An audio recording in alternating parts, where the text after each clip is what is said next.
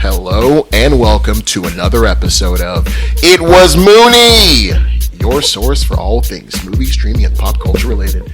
I'm your host, Kosi, and I'm joined always by Wani B.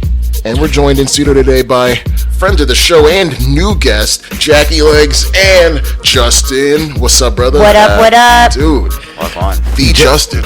Jackie Legs turned out to be a great talent agent. He brought the Justin on Hooking board. it up, like The Jackie, Justin seriously. Minot to be here with us. It's a pleasure. He's so modest. Don't Don't listen be to shy, him. man. Yeah, Don't be shy. he's awesome. No, No, we're very happy to have y'all. Obviously, Jackie's been here a couple times. Justin's first time. Hopefully not the last time. Oh, yeah. Hopefully not the last time.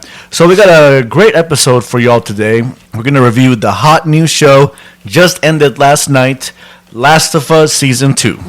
We're going to take a tour through the whole season. Go, obviously, maybe not quite as detailed as some of our other reviews, so we don't have a whole 4-hour episode. God knows Jackie could probably talk that long. Definitely. To all our listeners, 4 hours, thank no y'all for problem. just making every episode you're on seems to have a really good download. It's literally the record. Everyone every loves time. it, so But thank you know y'all. what? You know what? Surprisingly, I've seen some other podcasts that go deep dives into movies. 3-4 hour podcast. I mean, they make it work if you got engaging content. You're not just course. repeating yourself. You're not just saying, "Oh, this movie's awesome." Or this movie sucks. Yeah, No, tell us why. You Like, know, yeah. put like some Exactly. critical thought into it. Yeah. Give a good perspective, and obviously good chemistry, man. Yeah, of course. Always of course, enjoy all the time. having these Salute. podcasts with you, Kosi. Salute. Yeah. Salute, man. Likewise, my brother. Likewise. Water salute, I guess. I already took my shot. But yeah, so we're gonna run through the season and then give you our thoughts, what we liked, didn't like, some discussion over the topic of the day, which is Bella Ramsey's. For not just her reaction, but what the actress who played Abby in the game. Caitlin Dever, She yeah. also got a very Abby. toxic reaction. So it's a trend of the women who play important roles in this game getting They seem to be targeted. very shitty reactions. They're targeted for a lot of the toxicity you don't see amongst their male counterparts, and it's very, very obvious and very telling. And we'll just go into what we think and just maybe why it's happening. You know, it's Trump's America, right? He is president, Juan. He It's is. It's what's hot in the streets right now. That's hot in the streets, and we're going to get into it real quick. So we'll definitely at least touch on that and give you our thoughts on those things. So, starting off, first episode. Title is Future Days. Basically, we're introduced to Abby at the beginning of the episode. Abby and her friends. Which I think is kind of like a really great move, because again, I didn't play the game, but I've heard about all the discord about the game, and everyone's just been harping on Abby, and she's this, she's that, whatever side you go on. So for the show to open up and get us centered on her, almost making this episode hers, but just centering us in and just getting us invested on her it's a really, really bold move, and I think it was done pretty well. But again, I was not expecting we're just opening up with. So for a little bit of context, that's going to color each of our perspectives. Right. Yes, I've played the first game, but did not get around to playing the second game. I haven't played any of the games. Yes, and then Justin and Jackie We played both games. played both together. Yeah, Right. we played That was a great exactly. game. We played Oh, both cool. together, Yeah, it's like it was play a like a movie. movie We you can watched play it together. and Hey, interact. Turns out Movie. Jackie's sleeping with the talent. how do you think I got him? All right. Right? Yeah. Yeah. She always did the best at the puzzles. And Yeah, so Justin handles all of the guns part, like anything that involves combat. scary That's part, all huh? him. You mean Well, the because scary there's also a lot. You guys boys have a lot of Okay, the training on like scary Call of part, Duty dude, right? and like other first person He's or like, like "I can't second do it." person I was like, shooters. "Oh, shit, I guess I But got when it." it comes to like a puzzle or if it comes to something that involves sneaking or like involves like a lot of patience, like I'm there. very I will patient. do that. You Good know. duo you got there. Yeah, for Yeah, sure. that's a good duo. So Okay. he would do all that, and then I would take the controller, and I would do like all of the sort of sneaking and like puzzle based stuff. And You know, it the was wife awesome. mostly watched me play. Mm-hmm. Part of the problem is at the time she really struggled with 3D games where you had to move both sticks. It's a bit of a thing. Yeah, you have to learn. Like her video game introduction was playing with her dad on the Nintendo, like literally the Mario, OG yeah. Mario. For sure. Or then she Side-scrolling, had yeah. like a PSP. She actually played one of the God of Wars, like the one on the PSP. I can't remember which one. Oh, But she played some stuff, but it was like very not like big 3D open world To games. this day, I'm still very bad at shooting stuff in a game. Like for me, having to focus, aim, and then also trigger is like way too much for me all at once. And like I've been playing games now at least with Justin on our Xbox or whatever, like the PlayStation that we have for like a few years. Like I'm not much it's better, definitely so. played Horizon. You're way better. It's definitely played Horizon and finally got pretty good. But anyways, I just wanted to give that additional context. Yeah, exactly. And this game was an incredible game. It was so you did, like, cinematic. run through Cyberpunk, and that has a lot of shooting in it. So I made it work. Yeah. I'll also say though that Last of Us, even though I haven't played it, it's been a game that I've always realized was so cinematic in itself. It was incredibly I thought even cinematic. like back in 2013, they're gonna make this into a movie or whatever For because sure. it just lent itself so well. They to this medium. recreate a lot of scenes straight from the game. Right. Right. Okay. Season 1. Absolutely. So I loved how it was so like in line with the game. Like they did such a good job with like Especially with the scenery. the scenery. Oh my god! Like the set design was amazing. The production and set design on this show is very next level. It was very like they didn't really have to change much from the game, because they already had the groundwork from the game, so they don't really had to write a bunch of extra new stuff for us. Do you feel like as a fan of the game, do you feel as though, or any kind of medium, do you feel as though that they should almost one for one adapt it, or adapt it and make their own changes to fit another medium? Because it's not the video game. I think that's what they ended up doing, was they had to change some stuff to like make it plausible for television. Right. So there's a couple, to add to what Justin is saying, there's a couple big struggles with video games, right? So the first Last of Us is a 10-hour experience. Most of that 10-hour experience is you sneaking around with Super Spider-Man hearing. I played the first one, right? So just shooting either zombies or other people who are the bad guys, right? Most of the villains, the human villains we saw in season 1, straight from the show, right? Very few things. The main key difference was that episode with the two lovers. That was barely hinted at in the show. Expanded upon from the game. Well, I mean, the game barely hinted at it. Yeah, like, barely, it was just and like they took- super minor kind of asshole And character. they took Right. that. To Yeah. it's like, why is this guy so angry? Oh, Yeah, it's just some super asshole, and there was like a corpse hanging from there, and you think they're friends or something. You don't read much into it. It's just the guy sucks, frankly, in the game. So that's really the kind of big main change, especially the one that everybody remembers. So stuff like that, though, like where they kind of expand. Do you think that's cool to do that, even though it's not in the game? I that they love added that. that? I think it added. It was so well written. Yeah. Like, Do you think it adds to that I those think scene. it's almost necessary. Here's the thing: in Last of Us, when you're playing a video game like that, okay, it might be engaging because you're the one shooting at the zombies, right? But you can only have so many scenes shooting at of zombies, Joel and Ellie shooting at zombies Right, Yeah. before you say, "Hey, I've seen this one before." Yeah, exactly. Like it's just repetitive. Gotta At bring least on some- TV, you want a little bit more of like that drama and that tension to be able to build up and make the characters matter to people. And like if you were coming from the games, then Ellie and Joel mattered to you because you knew what was going to happen and you knew that the payoff was going to be worth it because like you already knew where it was going. For people who have only watched the show, they needed to make that payoff feel the same way. So that way when we came on episode 2 of season 2, right, and we see, that was Joel, right? Like when we see Abby, and like I think that's why they open up on Abby too in episode 1, is because from a television point of view, like you don't know who this character is really, and you don't know why you should fucking care, but it kind of helps add into Definitely grounded it. So when yes, she got into to him, when yeah. you get to that moment, you're like, oh my god! Not only is that super brutal, but we've already met this character, and I have a feeling then that they're going to keep coming back in a huge way. Absolutely. You know? There's also a couple of distinct differences where in a video game, because again, you're playing through it, you can have lore dumps through hidden hidden letters. There would be a lot of hidden letters that Right. then you would read it. If you didn't pick up the letter, you missed all of that background. But there would be a lot of kind of like Fallout. If you've ever played Fallout, there I would never be played Fallout okay. either. Well, that's another Love the game show, too, yeah. where there would be a lot of lore or a lot of storyline in all of the media that you would pick up, like letters or notes that people left behind. Like just for an example, Cool. there'd be like, oh, this note of you'd find one note like, okay, hey brother, we have to go we're trying to get out from all these Federal agents. Go meet me here, and then we'll find there's a supply of guns there, and we'll go out and get out, right? So you find that letter, and then you find another letter later on, where it's like bloodied and scratched up, where it's like, brother, I'm so sorry, I let you, some shit like that, Yeah. where you have like these mini stories With told a larger entirely through story. text.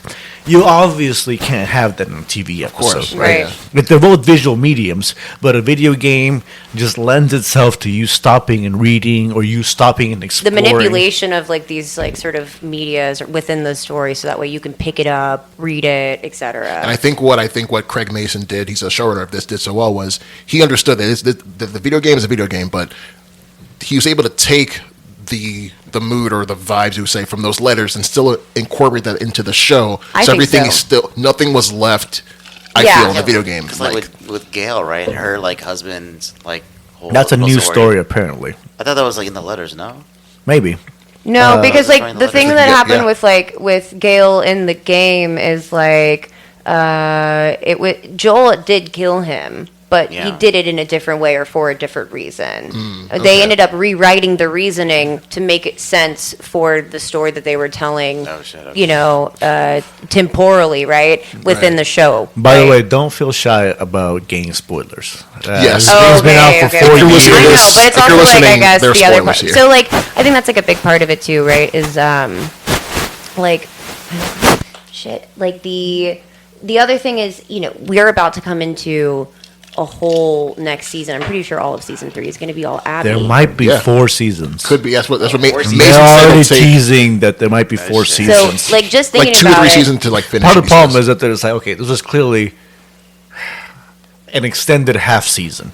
Yeah. Do you know what I mean? If y'all watched Breaking Bad when it came out live, Yeah. season 5 did not come out as season 5. Right. It came out season 5, part 1, one And then year, part 2. and then part 2 the next year. Right. And that Right. very well could be what we're seeing here. Yeah, if you're just watching it on Netflix, you might not Because realize. also, like, you know, kind of going into episode 2, like, that scene, no, this is a little bit further. Okay, so, like, you know, the scene where we see Ellie and Joel talking, this was a little bit further in the season. This was, like, episode 6, I believe.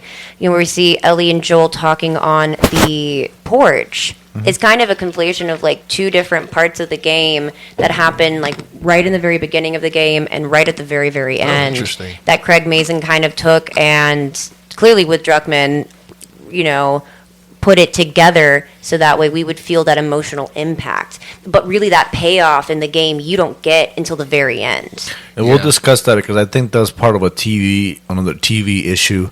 We'll discuss that when we get to that episode. Yeah, but for I sure. frankly, I think that was more of a TV production issue. Mm-hmm. Where they didn't want to pay Joel, what do you call it, Pedro Pascal to come Pascal. another season. Mm-hmm. You know what I mean? It's like, okay, do we want to come have him film a 3rd season just for 1 scene? Right. Or Yeah, even you season probably still 4? do it. You probably could Yeah, get him to you do could. it. You could. Do it. But it's a little trickier. Right, he has Maybe to have a certain so. hairstyle, a certain beard, a certain time, and he's very obviously very busy schedule. Maybe right? so, but in that post scene, in that post show, like sort of episode where they talk like the behind the scenes, man, Neil Druckmann was like, I was crying. Everybody on the set was crying. Like he seemed very pleased with his work. So No, he definitely. To be fair, he's not gonna like shit on his own Right, show in the middle like- of his in the official production. No, but I mean, it can be both. yeah, for It sure. can be both. It can be some of the constraints Yeah, of for the reality sure. of Yeah. TV versus you have to have these famous actors there a certain amount of time. Yeah. They have to be like they age up a certain way that you can't necessarily manipulate. Yeah. You can only And you're right, it makeup could be only just do like so much. One man can only be in so many places. Too. Exactly. Absolutely. Yep. But all right, so first episode, Future Days, we're introduced to Abby. Mm-hmm. We found out right away that she is the daughter of the doctor Joel killed in season 1 to save To save Ellie. to save Ellie. Save Ellie. Right, we see him get shot. He obviously didn't have much. We didn't know who he was exactly, but he was clearly an unarmed man and a doctor, and then one who obviously smart enough to possibly create a cure. And yeah, so Joel shot him. And then, of course, now Abby is justifiably upset. All her friends, fellow Fireflies, have been murdered. Her and her small group. Even the Falcon from the new Falcon, Jaime Reyes. Oh, he's in there? Yeah, I think he's one of the Fireflies. Like, Okay, yeah, he's one of the. Oh, he's an asshole one. Yeah, right? yeah. I actually Shouts right. out to him. Yeah. No. So so it's a small group, obviously, clearly led by Abby. What's the actress's name? Caitlin Dever. She's Caitlin amazing. Dever. Loved her. Yeah. She was in Booksmart when I first saw her. Booksmart. She was a hilarious movie. If y'all haven't watched that, she's amazing in that movie. it's basically super bad, but with girls. Interesting. And it's funny Okay. because it's like Jonah Hill's little sister is Jonah Hill's little sister's in there. that too. Gotta watch So it. yeah, Yeah. if you haven't seen it, it's It's amazing. very- Totally different role than what she's in now, too. Oh, Yeah, yeah. absolutely. Yeah. Definitely has some range. So we see that, and then we see a 5-year time jump, and we're introduced. Not really introduced. We saw it in season 1, but we're introduced to the modern Jackson, Wyoming, the kind of home base for where they're living. Joel, Ellie, Tommy, Maria, kind of these characters we saw introduced in season 1. Yeah. Shouts out to like the set design, everybody just filming on location. That whole like compound they have. The town was amazing. incredible looking, Yeah, right? I When we pull love out and we being see there. the whole town and they see kinda- all and these they little shoot shops. They shot it in winter. Yeah, right? most Yeah, they shot it in definitely. Most winter. definitely. Incredible set They design. put it all together. Right. Yeah. It looked kind of like an old timey town. Yeah. No, it It literally did. looked It like did. like we were walking out onto like an old cowboy movie or Was that something. what the game was like? Just that? Like again, it felt like they were capturing what it. So like the game, at least for what I remember, a lot of the game looked exactly like that in the flashbacks, where like that scene in the barn, perfect. Cool. Like, but Yeah. so much of the game Cool. was in Seattle. Okay. Yeah, Yeah. most of the playable game was in Seattle, if I remember correctly. Yeah. Except for that barn, you know, like the ranch that they sort of pull into at near the end, and that also looked exactly the same. That's Okay. cool. That's Yeah. cool.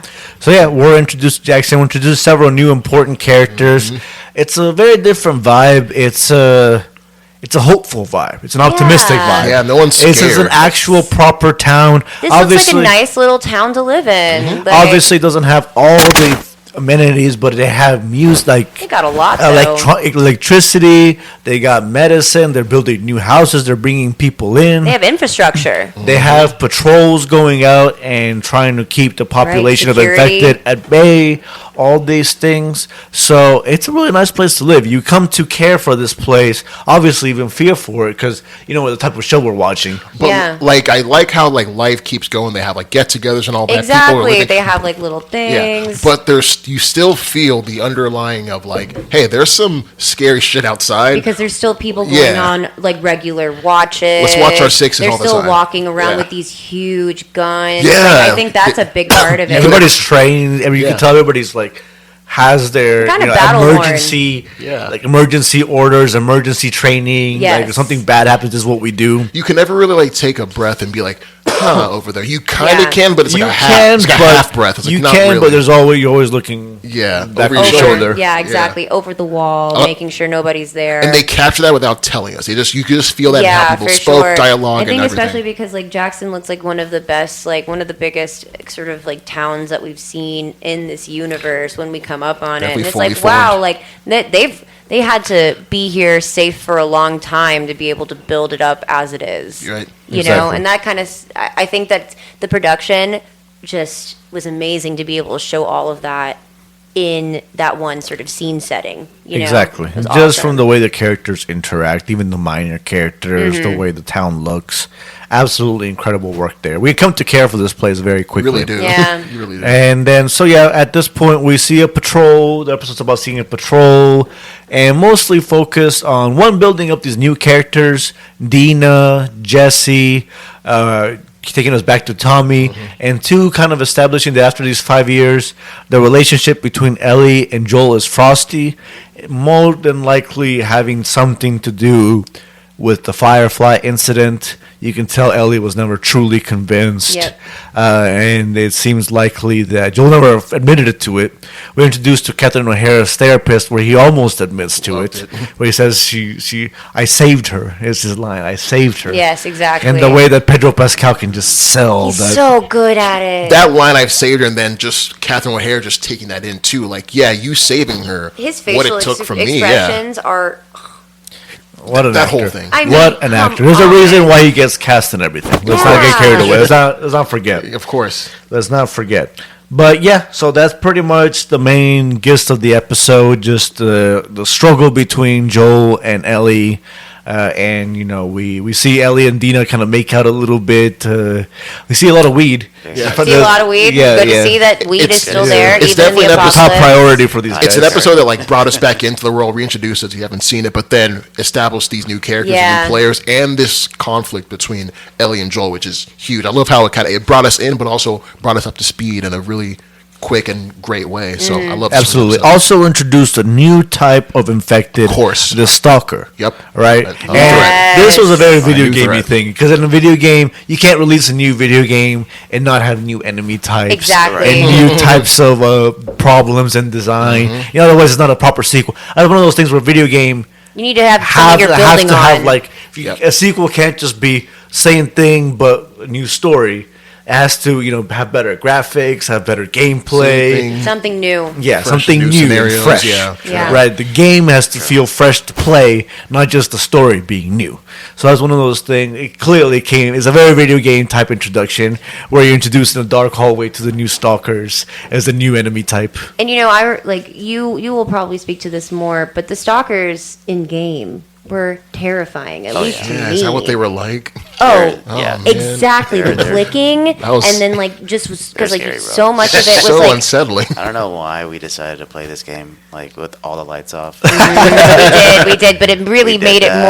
more Great that much atmosphere, more. yeah. You know, Like we had to, if we were like stuck in like a part that was especially like terrifying, we would have to play it until we passed it before we went to bed or something. because we didn't want to do it again. We didn't wanna do it start again. The game up again, like, oh fuck, we're here. Yeah, yeah. Like, You know what's cool? The show and whenever you see like a clicker or anyone like that, they captured that whole like oh shit factor from the game. Like And that's again, exactly you're how like, it felt. Bro, the No, no, no, clickers yeah. were so fucking terrifying. Yeah, man. So something you guys might have not heard, but I definitely did clock at least a couple times, was that the sound design Oh my gosh, within yeah. this show is insane. And they really, I heard a few of the whooshes that you would hear whenever you go into listen mode, whenever Dina would like sort of try to listen a little bit Is more it listen closely. mode? What do you mean? Like So listen mode, Like Spider-Man mode. Literally, you'd have like or spidey like Witcher senses. senses. oh, okay. yeah, it's Witcher senses is a really good way to do it. So listening mode would be like in game, you'd be walking, you'd be If you play sneaking. Spider-Man, it's similar. You'd be sneaking. sneaking, sneaking, and so you're in the able to distance, you hear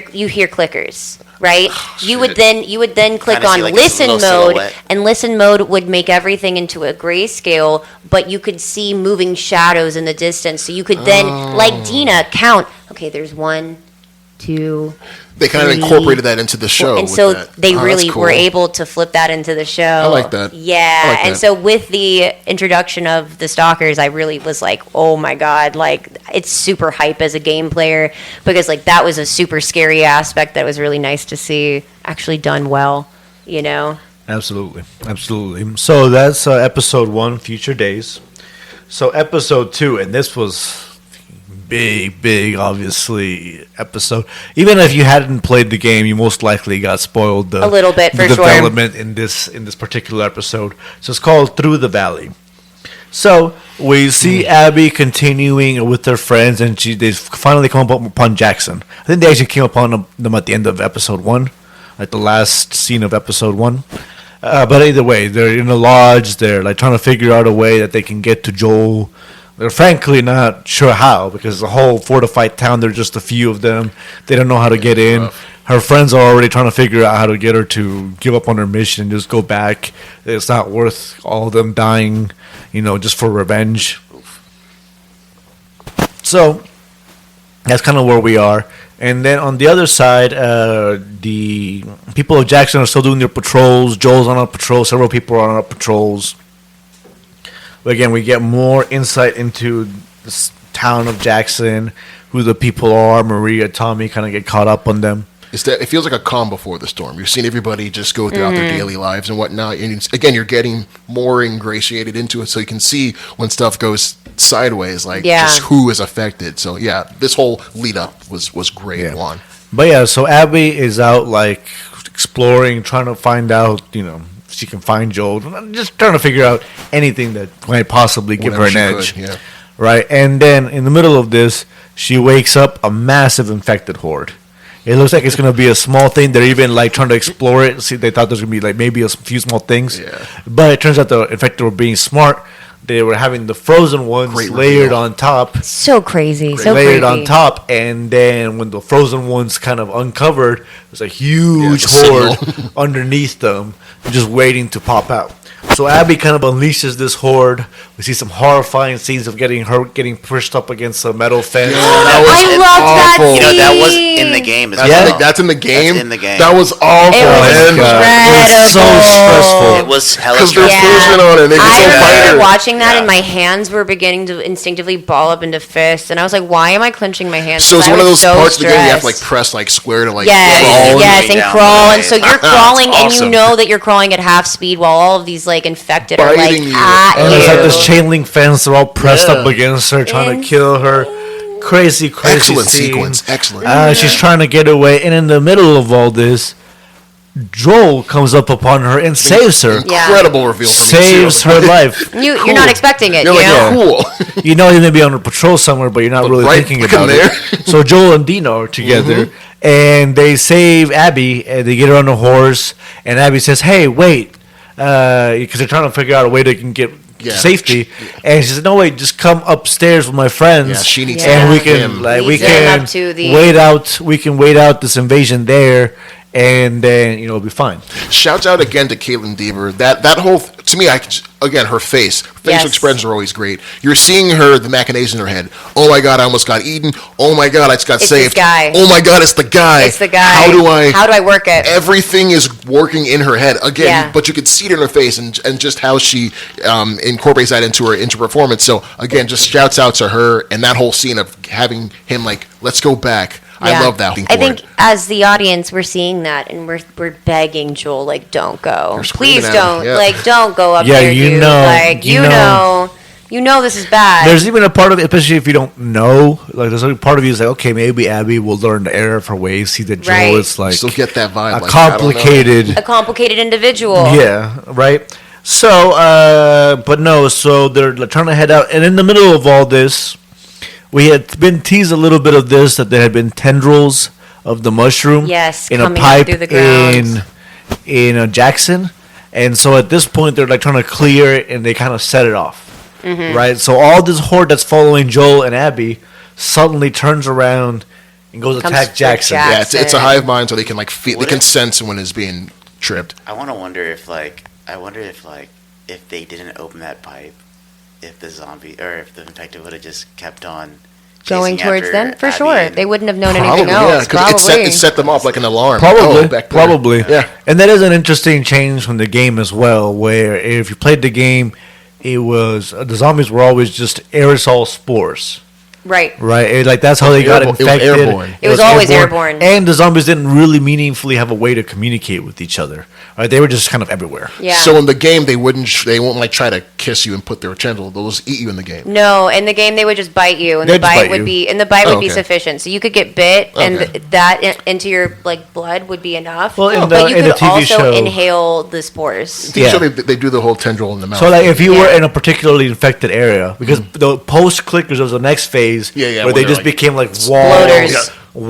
gorgeous bloaters, looking too. bloaters, Yeah. bloaters Yeah. too, but they eventually just Oh became no, part the of wall crazy- into yeah, it. Yes. they just became like part of a structure, I love those. And, Those are and they they just release inhale spores. and they exhale spores. They just push out spores. So in the game, they often have a gas mask. Yes. So the part of the reason they didn't have the spores in the TV show up until a certain point this season is because they didn't want to have Masks on. a mask on the main actors at crucial scenes. Okay. So again, Yeah. it's one of those things where it's like a TV consideration where it has to change. Also, it adds to in the game again, you just frequently come upon infected, All right? the time, yeah. Just like you're just randomly wondering, oh, it's totally infected, and you have to deal with And it. it's airborne, right? It's not like yeah. always like super Yeah. dramatic, and it's just like, oh, okay, I guess it's just a fight scene now. It was also a really easy way to tell that Ellie was immune, because there would be scenes in the game where she would be able to take off her gas mask, but nobody else was, and like that, without even a bite, you could tell, oh, like she's okay. she's like so it was different. very obvious. Yeah, and so I think that was another reason why they took it out in the beginning, was because,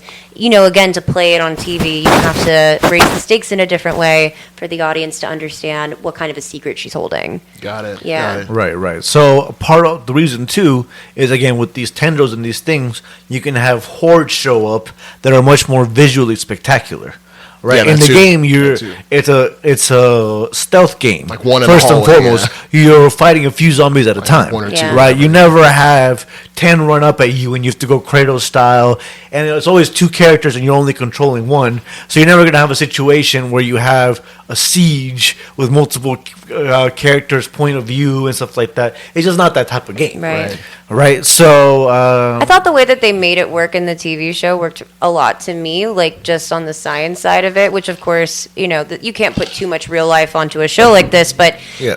in real life, there's the level of mycelium, and mycelium runs in between every single tree, and it's a network of mushroom that basically allows trees to talk to one another in forests, right? And so when you see these tendrils in like a pipe, for pipes, example, yeah. to me, I was like, oh, it's like kind of like the mycelium, right? That's why it makes sense that a blip over here would have all of this all the way over here, Exactly. because I've seen it works like that in nature the too. largest living being in the world is a huge mushroom. It's a huge, and it's all beneath our feet.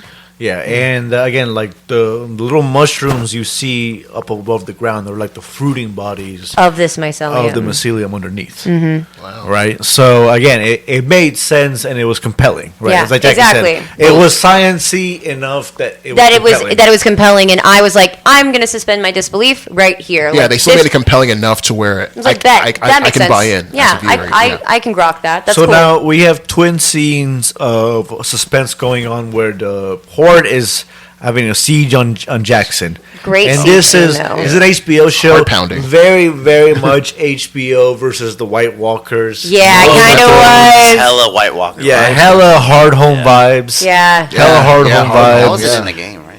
No. The whole Jackson. No. No, apparently that wasn't Wasn't. in the game. Yeah, So again, that's the kind of thing where you're focused on Joel or Abby or Ellie.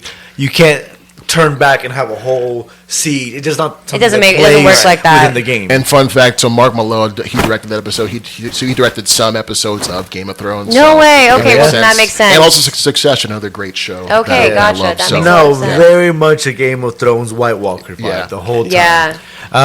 Great Yeah, for sure. siege. Oh, You yeah. see the town of Jackson. The fight back. Their plans. They're very clever plans for trying to take on these infected. Very classic siege. Even though it's against infected, very classic siege elements of them blowing up the walls and them using Yes. tar and fire. Yeah. I loved them it, though. Breaking through a hole in the wall and like the close combat when I it was was like the legit- overrun. The way they did that blotter, my God. Yeah. Yeah. Oh yeah, the big guy. I was the legit big guy. scared for Tommy. Yeah. Like, Yeah. I never, Tommy was never, gonna die never for a played the second. game. But I was like, oh man, like I always this. felt like he had plot armor. So I was Really? like, Okay. like worried about him. yeah, You know? most I was a little worried about him. I was a little worried Especially about him. that After you see Joel die, I was like, there is no such thing as plot armor. Yeah, no, anyone can get it real quick. Anybody Yeah. can get it like Yeah. that. If they were being so like accurate with the game, then they had some plot armor, right? Yeah. Yeah. Well, of course, if they want to follow the But game, it's- That's the but thing it's- too. You have but to know it's still some pushed. things. It's still You have to pushed a know lot of some it. things. So you know some people aren't going to die if you've played the game. So that does take away a little bit of the suspense. Yeah, right. And Uh, that's part of like what we were experiencing, at least in this moment, at this part of the season, was like, well, it is really well done, but there's got to be some other really key scenes that happen later, so he Yeah. can't die yet. Yeah. You know, like Yeah, so that is a different element. Like if you're someone like Cozy who hasn't played any games, then you're gonna be like, holy shit, what's yeah, going like, on? Tommy might die here. My I'm not goodness. He sure. might die. Run, Tommy, run! Run, or be a get better out shot. of there, Yeah, the like- flame. Oh my gosh, yeah, that whole thing was. The yeah, two guys that flamethrower. dipped. Yeah, Yeah. and Tommy didn't dip. He like Tommy. Look, Yeah. man, go. Yeah, He's like, damn, bro. good old Tommy. But so while all this is happening, they managed to successfully beat off the invasion. Yeah, go Jackson. Beat 'em Go off. Jackson. While this, they do lose a lot of people though.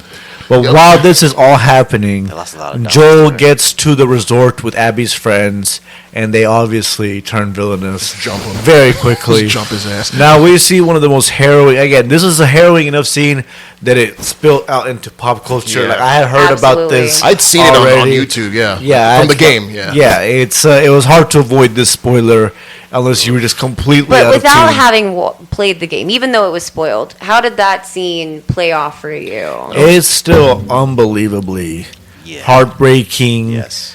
cruel, makes you hate, even though you kind of have like some context to her actions, A little bit, right? right? You're still like, fuck you, this is not, like fine, shoot him. That Yeah. might be like some level of justice, right? Right. Okay, you just take You your didn't have gun to fucking beat him. and though. she fucking tortured him. She said, "Oh, you killed my Broke dad." It's his like, yeah, leg, but yeah. he killed your dad while your dad was trying to kill his daughter, surrogate Right. daughter, whatever. And His daughter. We can yeah, say just that. boom, He made it shot, quick, yeah, he shot to shot the him. head, boom. Yeah. It wasn't personal. It was just, hey, my daughter is safer without you in the And world. Abby wasn't there. Yeah, Abby wasn't Abby there. didn't actually see it happen. Instead, Ellie was forced to watch, which is like another. Ellie really wasn't there at the brutal- beginning, to be fair. No, but still. She came in. It came in at the very end towards the because they had found out that Joel was missing. So Joel, Ellie and Jesse kind of went Right. out to search for him. Saw his horse, went in. There's a split moment where you're like, oh man, she's gonna be able to save him. She's gonna take these people out. No, they got the and drop nope, on her. they Yeah. got the drop on her. I think what made that so sad also was, leading up to it, I kind of call it like Ellie being in her like moody teenage girl phase. where Exactly. She was really lashing out at Joel for reasons like either like Joel kind of knew, but like she didn't want to share a lot of stuff. So leading up to it, you felt this whole like I'm pushing away. But in that moment, that's where the real Ellie comes out. She's seeing her father figure getting destroyed, and Exactly. like all she can do is just wail and shout out again to the actress. Like I remember as being on Game of Thrones, a little girl on Game of Thrones, and like seeing her Yep. grow up into Yeah. this. Right. Speaking of the Game of Thrones, Yeah, callbacks. Yeah. right, yeah. So then seeing Bella Ramsey all she could do was wail, And like I'll give her yeah, that. She really yeah, Did her- sold that scene. Her Like, Same with Joel. that scene was so incredible. yeah, What's his face? Him looking the way he looked at her. yeah. That devastating way he wanted to Helpless. like say something, but he was just so weak and I'm beaten helpless. up. Exactly. He can't say it. He's just like, gurgling on the ground. Almost basically. asking them like, "Hey guys, please don't kill Ellie. I don't want to see that. Just take me Yeah. out." Always just being Joel at the very end, like the Always look, almost trying to like, "No, no, no, protect her, stay for on me, stay on sure. me." Just almost telling Ellie, "It's gonna be okay. It's gonna be okay." But it was awful. And Awful, I'll just awful. say very briefly, even as a game player, it was just as brutal seeing it again. In fact, I would say arguably more They so. different Because they it beat 'em, felt yeah. it felt different. Like in the game, it was like it was still Abby with a golf club, but the way that they did it, it was like kind of like a silhouette from the window, and so you would kind of like see like the swing and then the drive, and then you saw like blood and shit. So it was like very clear what had happened, but it wasn't so in your face like it She didn't was. stab him in the neck in the game like she did in this one, right? That was new. Wasn't No, that new? I think that was definitely something that was new. Yeah, that was It like was felt freaking super personal. But you got to remember too that Abby in the game was fucking jacked. So it was much more likely that that game Abby would have been able to physically overpower Joel. This one needed like Whereas in the TV show, people. TV like show a Abby girl. cannot physically overpower Joel, so she had to have something else to be able to get him down. That was a big issue online with people like getting at You gotta Kate and understand. I Diva. mean, People hated on Take no juice at Laura all. Bailey. They hated on her. They hated on the character when the game came out, and they're like, "Oh, why does Abby look like that? Why doesn't she look like what Yeah, we she's want supposed a to look girl like character to Ronda look Rousey. like? Why doesn't she look That's what we're pretty? expecting. She looks like a man. Why does she look like that?" You know, and then as we got a- a feminine Abby, and they're like, "Oh, well, that's not what Abby looks So you like." couldn't You win know, that. as way. But then a- they were pissed that Abby wasn't Ellie. No, Yeah. Actress. as That's the other a one too. Yeah. Like, as oh, you should've a cast side her as Ellie. tangent, there's a new game coming out. I think from Naughty Dog, where it's like set in space, and that girl Nora, the bald girl from Yeah. this, Oh yeah, yeah. is Tati Gabriel. is gonna be the lead in that game. Oh, nice. And they've shown like a few teaser trailers where she doesn't have makeup, right? It's like the same actor, but she doesn't have makeup, and so of course a bunch of the But people have started going people- ham on Well, Well, it. if they're Yes. making fun of this girl, she's gorgeous. But That's Yeah, because she's still bald. even without makeup, She's she's so bald pretty, and no yeah. makeup. So she looks like she's like a soldier, I right? hate Or like this- some kind of I hate mercenary. this timeline. So people are like, "Oh, why this woke woke White girl woke that's television maker not hot. not hot and bald and masculine. Woke television Tati uglified Gabrielle her. doesn't deep for you guys? Are you serious? You know, like I get in guess. that game, in that trailer, she's clearly not dressed to She's not there to impress the male gaze. She's not there You know for what that. I mean? It's clearly a soldier, like living hard. She doesn't have makeup and all this stuff. There's no conditioner Even in or this whatever, Last of Us show, they give her makeup and stuff. Even It's though she's not crazy. She's in the not end of the supposed world. to, Yeah, like- in the end of the world, right? Same with Dina and all these other people. yeah. I think hers was like minimal makeup. No, it's not that For, minimal. for Tati in particular. It's not Yeah. that minimal. Yeah. But anyways, the point is just a little quick digression where Yeah. these women who don't look with a certain hotness get hated on by No, gamers. literally, no matter what. Like, it doesn't matter how you might swing it from one side to the other, right? Doesn't matter where it ends up landing. You're always going to end up losing. Like, there's going to be somebody who has some major criticism about how you either look too feminine or you look too masculine or you don't look like this enough or you look too much like that. Like, you literally cannot win. I think it was a game that wasn't made for that male gaze. It was made for storytelling, and then I guess over time, the people that are playing it kind of imprinted that onto Exactly. the game. But that's not what the game's about. So I guess it never made sense to me why. Well, it makes sense because they want to see what they what they want to played. see, for sure. Yeah, but but I think to the fact you have to go and bully or like go and It's like insane, message or you know? Yeah, it's like actual hate towards these Yeah. people. It's not like one thing to dislike the character in the game, right? Yeah, Like, I for hate sure. on Abby, right? Well, as of right now, I hate on Abby. I haven't played the second game. Maybe they redeem her a little bit, but what they've shown in the TV show, she sucks. So For sure, that's all you've seen. You know Yeah. what? And that's the same feeling you have when In you the game. play the first part of the game, of the second game, good. right? Okay. So they're really good at portraying that as Yeah, well. because like you really, that's exactly how you're supposed to feel. And She exactly, sucks. it's not always just women. Like the actor who played Joffrey Oh, got a lot of yeah. hate. The actor who played Anakin in Jar Jar Binks. Both of them got hate. What Yeah. he was Yeah, doing, right? the But, guy who yeah. played Jar Jar Binks and the guy who played young Anakin Skywalker. Got a lot of hate They too. got Hayden Christensen, bullied right? hard. I think the one thing I hate about this whole thing is that was what- pre-Twitter. Yeah. That Yeah. was pre-Twitter. So folks always, because these people are famous, they have a lot of like cool opportunities that we don't have. We're just normies who can Exactly. comment on them. So whenever you hear people say, "Hey, stop sending them death threats," I always hear the whole argument of, "Well, grow thick skin. You're making $1 million fucking bucks. Like I should be able to. If I made that much money, you can talk stuff about me."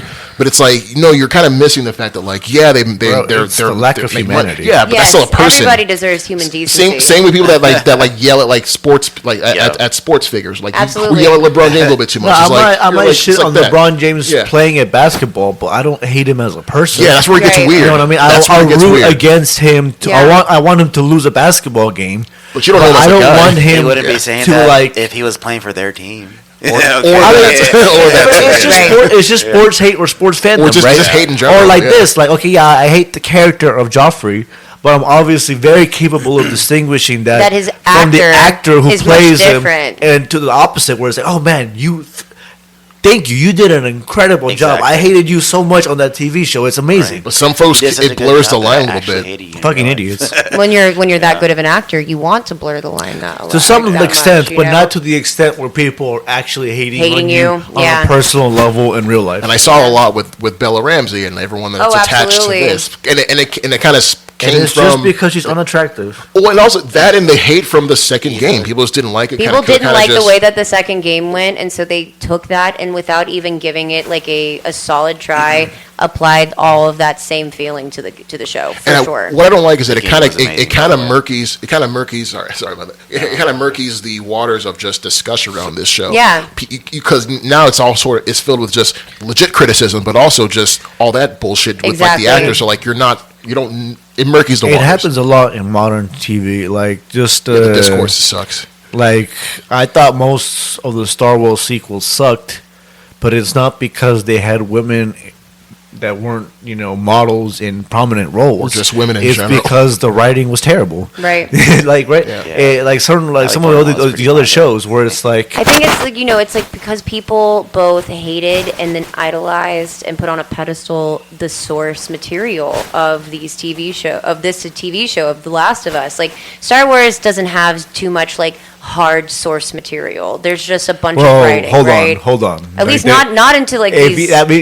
You haven't talked to like the hardcore Star Wars. That's so true. There's actually a bunch of Jackie, books. like- There's a bunch so of, it's true. the Star books. Wars has like Yeah, Jackie, it's the Oh, books. It's a bunch of gotcha. books. It's the books. It's the Okay, books. Not just the movies. So then there's a wealth of source material, right? It's Technically, actually on the other but side it's of the it. kind of There's source, a wealth of it's it. the kind of source material that, unless you're like hardcore into Into Star it. Wars, Yeah. you You'll know don't what it give is. a shit Yeah. about. Right, Well, right. Most folks why are do you think reading Disney makes Shadows a of the new Star Empire. Wars fucking show Yeah. All like the every time, fucking right. year, you know? Yeah, Right, so if you're right. talking to Different like Star someone Wars like our media. buddy, a friend of the show, Aaron, he's super into, or hopeful for future friend of the show, Tristan. Yeah. Right. Again, they're the kind of people who can tell you, yeah. In book 3 They read of the the Shadow books. of the Empire trilogy, Thrawn fucked up Gotcha. Luke Skywalker's children by doing this, and they're the ones who get upset. About it, right? It's like for we sure. so we have a show that has a lot of Right. lore mythology attached to it. It can be hard to appease. Yeah. And again, even there, a lot of them are still not wholly unreasonable, and they realize, okay, maybe not gonna get every little detail, Yeah, course. but I but think at for least this, kind of keep there was the only spirit 2 games. and That's a very finite themes. amount of source material, right? Yes. And so people are very protective over what they think is or isn't Also, good this is a about the very game. video game problem, and I'm gonna speak to this from experience. Okay, back in the day, especially late '90s, early 2000s, video game was a super nerdy pastime for losers, Yeah. and violent fucks, It was- right? yeah. So many It people was not saying that mainstream. video games cause violence, Exactly. mainstream at or all. either that, or you were a nerdy dumbass who didn't have any friends. It was highly demonized. It was like coming off of Columbine when they're saying, "Hey, like all this stuff causes Yeah. violence, especially video It's games." both. Yeah. Like, It's both. yeah. You were a loser and a potentially dangerous. and you're a one. school Yeah. shooter, probably. Yeah, Yeah, you're a potentially dangerous loser who nobody wanted to be friends with. You're playing video games, That was right? like- that was like high- and yeah. so it became a certain culture where if you were in this like these gamer circles It used to be pretty counterculture, kind of, to be Yeah. like into gaming, right? and very Yeah. insular, very Rebellious, insular, yeah. and so like you had like met on these types of forums or these servers and these other places where you could talk. And again, it was just all dudes. It was all Largely, dudes. yeah, for sure. Like very rough humor, mostly white dudes. An echo chamber was created. like Yeah, I a said, There certain, could a have certain. been people pretending to be white dudes, right? There's a lot of that too. A lot of I'm that sure too. there was Jackie. dudes, white dudes pretending to be women. Yeah, there was a few white those dudes guys pretending. were fucking You weird, you yeah. assumed back then that if there was a woman on the internet, it was a dude pretending to be. a woman. Dude pretending to be a woman. Like, That was always 99%. If it was, if you actually somehow find that I was a poor woman, oh my god, poor girl. Poor girl. Like, poor. Like I don't know if you had No, experienced that. that's exactly Show us how it your was. boobs. No, Show literally. us- Literally. It Where's the was boobs? This is literally before they like Just that. my voice. I don't care. The moan shit. What do Never your boobs believed sound it. like? It's like and then when they did, it was all like, oh my god, blah blah blah blah blah. You know, I'm sure you're so pretty and gross. but How nowadays- old are you? So on and so Yeah, don't forth. be black on Nowadays, a like, chat yeah, room. Don't let them know you're black on a Yeah, chat room. and then if you because complain about any of that, Yeah. if you You're complain about to about get that, bad news bears it's for that. just huh? Bad it's news just bears. Bad news bears. I'm like,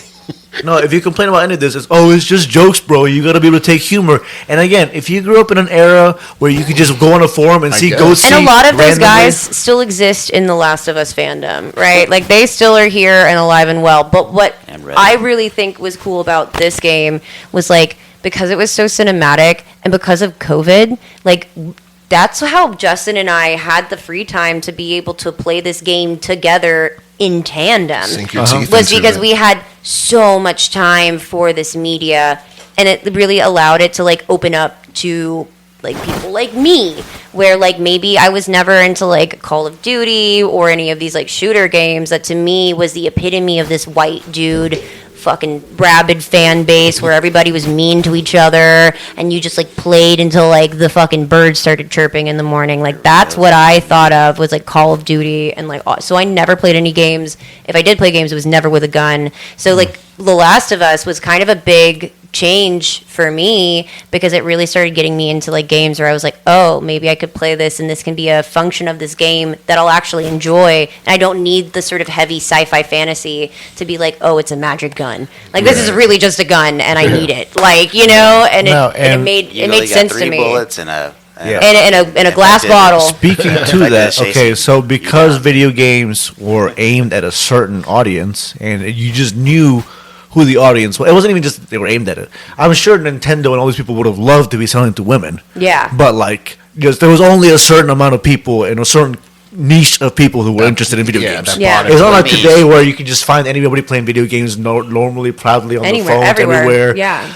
No, it was like almost an embarrassing thing to have to go around telling like, oh, I love it, I love the newest Zelda or something. What I always find strange, though, yes, the video game stuff started kind of niche and now it's grown. What I always found weird is like, all right, let's say you love this thing that wasn't popular back in the day, but now it's blown up and everyone is into it. Anime. Yeah, you would think that like this sudden rush of like. Classically. Here, I was kind of the point I was trying to get to, where so because video games knew that the audience were. Everything was aimed at that particular audience, right? Yeah. Tomb Raider had Lara Croft with big tits, right? Big pointy tits. What do you call it? Final Fantasy VII, Tifa and Aerith. Oh my God! Every woman in every game was hot as hell. It's perfect anime character. Even the American ones, again. Even when Samus was like this badass, kind of like Ripley from Aliens, when she finally took off her suit, she had big old knockers. She had like big old knockers and a bikini. It was a reward for beating the game, basically. She was a blonde, and she was hot. So even like the badass, cool, like the one that people always point to. People always say, "Oh, you know, I love strong women. I loved Sigourney Weaver in Aliens, and I love Samus Aran." They always point to those like 2-3 examples. And also Sarah Connor from T2. Yeah, or Sarah Connor from. And guess what? All those are conventionally very attractive women. Right? So at some point, games expanded and it was like, hey, what if we didn't have conventionally thin, hot women? Right? Normal-looking women. What if we had various body shapes, various types? We have a jacked Abby. Very jacked Abby. Again. Which was awesome to see in a video game. Honestly, they could have just casted Ronda Rousey. They could have. Right? To play. She's not that good at actress either, frankly. Yeah. I think, but piggybacking off your, because I see your point about about changing just how they looked, and subsequently, you changing that brings in a whole new audience. So I'm thinking, if I'm like a person that's loved this and the audience is changing, getting bigger, wouldn't you welcome new people that aren't the target because it gets bigger? And I remember so much as a kid thinking, oh, I would love if girls would play video games. I can't imagine. Right. Everybody was like, oh, I can't imagine. You got the girlfriend that plays video games? Right, oh, my God. More people like this kid on the playground. Right? Yeah. And I mean, I love it. I love playing video games with my wife. Yeah, right? Obviously, you two seem to be enjoying it. With my girlfriend, Plenty of folks, Forrest and Jamie, we've had other friends. Right? It's a fun experience. And especially since these games are made, it's not just Call of Duty anymore. Yeah, Not to say that there's anything wrong with girls playing Call of Duty, but it's not exactly a game that's meant to appeal to women. Well, and certainly the fandom fucking sucks, right? That too. Like, you know, I'm not trying to play with other mean. I'm not trying to play with other mean-spirited dudes. Why don't you want to bring other people to play with you on like? Yeah, no, like exactly. Actually, that's close to the mind. Okay, so you bring Jackie in. Okay, now the COD lobby has to be nicer because otherwise she's reporting people and blocking. If you remember back when Modern Warfare 2 came out in the 2000s. Oh yeah. If you had chat on, which I often didn't because I never right? Yeah, it was legit nonstop. Oh, you N-word! I don't want to be called. Fuck you! I'm gonna rape your mother. I'm gonna rape your daughter and your wife and your exactly. And I'm not trying to be a part of any of that. So like, if you were a dude, that was just part of the experience. You were just like taught to be like, okay, I just have to write it and like join in. Otherwise, I'll be a loser. But once the like women and other folks started joining in, it's like, hey. This is fucked up and totally unacceptable. Yeah. But guess what? That meant the people who enjoyed those games and those moments and had some sort of nostalgia for that type of experience and were used to being like, oh, you're losers for doing this. So now like it became expanded, but now all these people were like, hey, we got standards that we need you to comply with. Right? So it's not going to be the games that were always being made with the big titty women where you could cuss out and say the N-word to everybody. Now you're going to have to play some games. You're going to be reported and you're going to be muted. There's going to be jacked women who are not at all attractive and there's going to be lesbians and there's going to be fat women and there's going to be ugly dudes and all this stuff. Exactly. I think and so they got mad. They got super mad. I think people get mad at change. Change means that like things are shifting. It doesn't necessarily mean that like something's bad about people you. Usually are against the status. On some level, they were getting called out too, right? Yes. They were saying, "Hey, these things you were doing, they're not acceptable," and they're like, "But those were some of the best times of my life." So to have some empathy for where they're coming from, right? Yes. Yeah, a little bit. Yeah. I mean, but that was truly it, and it's just crazy how like those people, you would think, okay, well then maybe over time they'll age out of it. No, like it's still the same.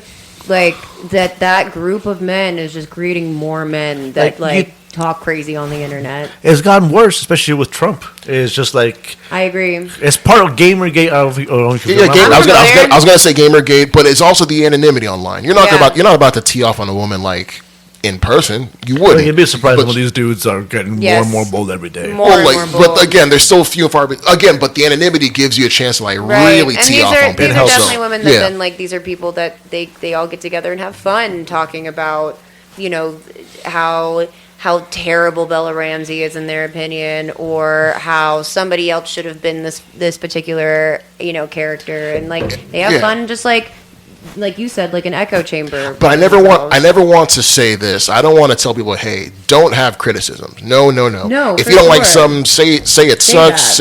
But don't come after somebody like on a personal level because you think they can take it, or because you think they've made enough money to warrant it. The problem is these people are clever enough to couch their bullshit criticisms under like real sounding ones. Yeah, of course. Yeah, they won't say, "Oh, I hate Bella Ramsey because she's ugly and I wanted Ellie to be hot." They'll say, "Oh, I hate Bella Ramsey because she's wooden and has a stiff face, or like this is stiff acting." Yeah, it's and you're like, "Well, not really. She's a pretty good actress, but like again, it's a subjective thing." Yeah. So I can't prove to you. You can say that she's a good actress, and if you're not watching the show, then I don't know how else you would get that proof. Yeah, you're just somebody who's listening to these hateful streamers and stuff. You can just say, "Oh, of course I'm not going to watch it. Look, Bella Ramsey can't act. Yeah. She's stiff and wooden and has a big potato face. So therefore, and because the meme is funny, you're not going to take. To be fair, some of the memes are funny, like the Kevin James meme with Bella Ramsey. Yeah, oh my god, is actually that one is so good. Listen, she's not a conventionally attractive woman. Let's be honest. No. But that's she's not even. She's like non-binary, so I don't even know if she wants. But to if be.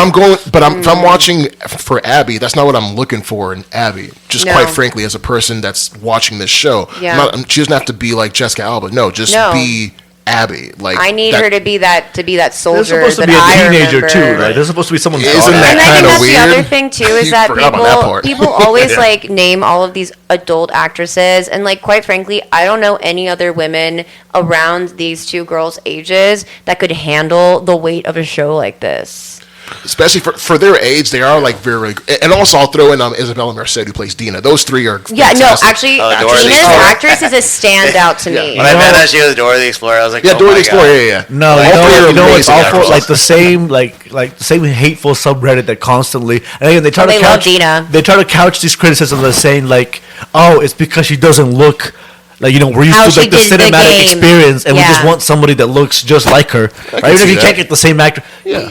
It doesn't sound that unreasonable when you say it like that. Yeah, like, guess what? Dina did not look like she did in the game. I saw a picture of her. She's way more hot, right? Right. Isabella Merced is a beautiful girl too. It's like, but very attractive. All you know, the Dina hair, did not look like all that in the game. Freaking blowout, the nice makeup, curly hair. She got fucking the hair iron somewhere in the post-apocalypse instead of just wearing hair ties, where you obviously would do, so your hair would get caught on everything and stuff while you're exploring through the forest or something. So they casted her, and the people still got mad. And they still got mad. You can't win for no, because people were like, "Oh, hey, no, okay, she's okay. She's okay. No, she's okay. I hate Bella Ramsey, but I'm okay." And guess what? It becomes very obvious when you say things like that that it was not about them not being loyal to the game. Yes. No, this didn't get me hard. Oh, it's because I can goon to Isabella Merced and I can't goon to Bella Ramsey. I'll say this though, they as far as like a valid like criticism, they took a lot of Ellie's intelligence from the game and put it on Dina. And so Dina acts as that sort of like intelligent foil to like Ellie's sort of brash nature. Yeah, Ellie felt more short and petulant. In a way that in the game, Ellie was not that stupid. Yeah, there are times, it's frustrating, especially watching this season. She's fucking stupid. She's so hard like to the watch. character. Like, she makes me so angry. Watching her, like, just what the fuck are you doing? It's hard to root her for her at times. It's incredibly hard. Like, my wife was very frustrated in this latest. We'll get into it. The scene where with the lamp where she wouldn't turn off the lantern. Don't even get me started. We'll get into that. So episode 3 post Joel dying is called The Path. We basically. I want to say also in the opening credits of episode 3, they always show like the opening credits like at the end. They're and like, this is the first one where we only have the one stock. Yeah, they're 2 stocks and now it's just 1 stock. I just want to add that in if you missed that for episode. So I did miss that. It was the first time you see it. I missed that. That was the first time you showed it. After that there was no more of the 2. It's 1. It was just one. That hurts. Just Ellie. So But great. yeah, so we see the after effects of both the attack on Jackson and Joel's death. Ellie's been recovering for a while, so she got beat pretty bad too. It was like 3 months later, I believe. Yeah, 3-month time. And so Ellie tries to convince the town to send out a party to get revenge, basically, right? To get justice, she calls it. And she thinks it's obvious, and like obviously everyone's going to put in. We have a big scene, a town hall where people put their sides. One guy who hated earlier on them for being lesbians, on Dina and Ellie for being lesbians, has a little bit of a redemption where he helps them escape and sees the truth of what Ellie is saying. Actually, you can see both sides because you can see the town saying that, hey, we just got attacked, we're all fucked up, and you want us to send our best fighters to Seattle on a revenge tour, to get revenge. They're not coming back, as far as we can tell. No supplies. It's not like they're a danger and that they're going to like become an attacker. That where we could understand. You just want to take some of our best people or potentially a death mission, right? Just to kill this bitch. Who can't do it. We could say maybe she deserves to, but it's not like she's here. We're not going to sacrifice our people. We don't know where she is. We don't know how to find her. We're not going to sacrifice our people on a suicide revenge mission. Yeah, for them, manpower and conserving that is a big thing. So basically, she tries to convince other people. Jesse, Dina is on her side. Dina seems to have a very almost father-daughter relationship with Joel as well. Yeah. Although it doesn't get fully explored. She can tell she's very close and very hurt by Joel's death. And so they escape. The same barkeep, the hateful, the homophobic barkeep helps them escape. Gets them some supplies and helps them get out.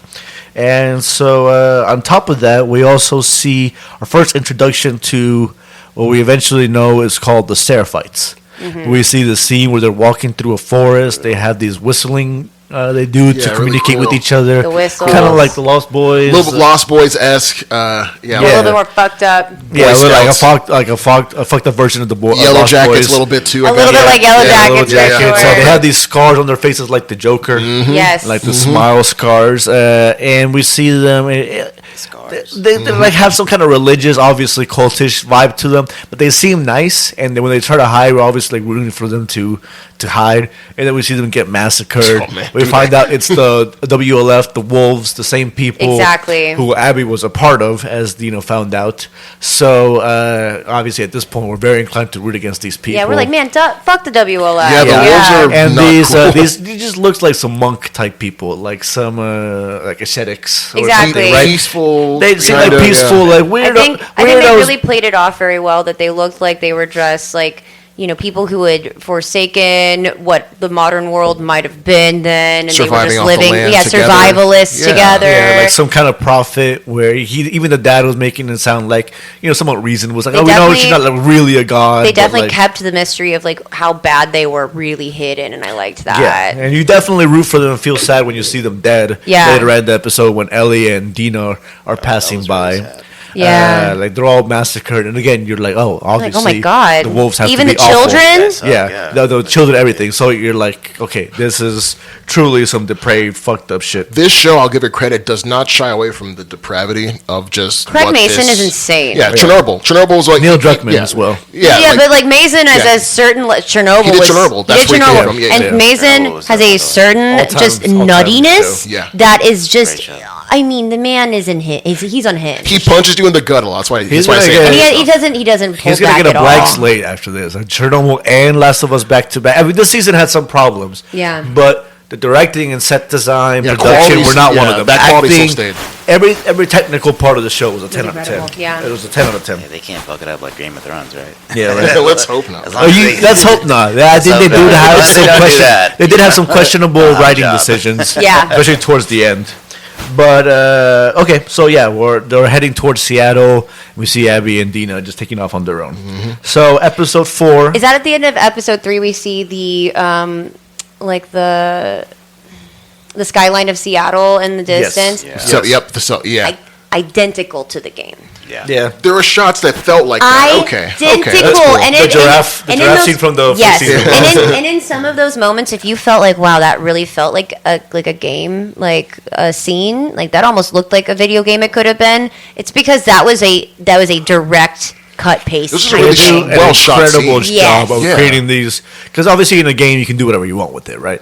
But they do an incredible job of creating these post-apocalyptic scenes in these cities Seattle was incredible. where you recognize Seattle, but it still has that like overgrown, It's rundown Mm-hmm. vibe. It doesn't The feel the visuals they Overgrown. put into this show is incredible. Incredible. like Yeah. you've And- seen post-apocalyptic before, but yeah, not like but that. never The like way, this. the way they adapted that, the set design to reflect the game, like you can tell so much effort went into that. It was so good. Me and Jackie talk about it all the time. Every episode, like, dude, I can't believe they actually made the set like this. Exactly it was, like what we like, played. And it's telling because The Last of Us and Naughty Dog games in particular are known for that crazy attention to detail. Yeah, for Red sure. Dead As it Redemption, is. is that them too? No, that's Red Dead, no? Naughty that's Dog? Rockstar? that's What's Rockstar. Rockstar? Okay. That's Sorry. Rockstar and GTA, Take okay. Two. Okay. Take Two now, but yeah, it's Okay. Rockstar. Other Naughty Dogs are It's Uncharted. Uncharted. Uncharted is Oh the my big gosh, one. Uncharted is another an great Uncharted is incredible another big I played a adventure couple of game. games. And let's not forget Crash Bandicoot, baby. Crash Bandicoot is amazing. Yes. See? Yes. Didn't they do Jack and Dexter too? I think so. Yeah, Next, okay. they did some. They used to be into goofy games before they got. Was into- Sly Before Cooper they got on them into too? this, yeah, I for think sure. that Maybe Sly Cooper. Sly as Cooper was well. on it. Okay.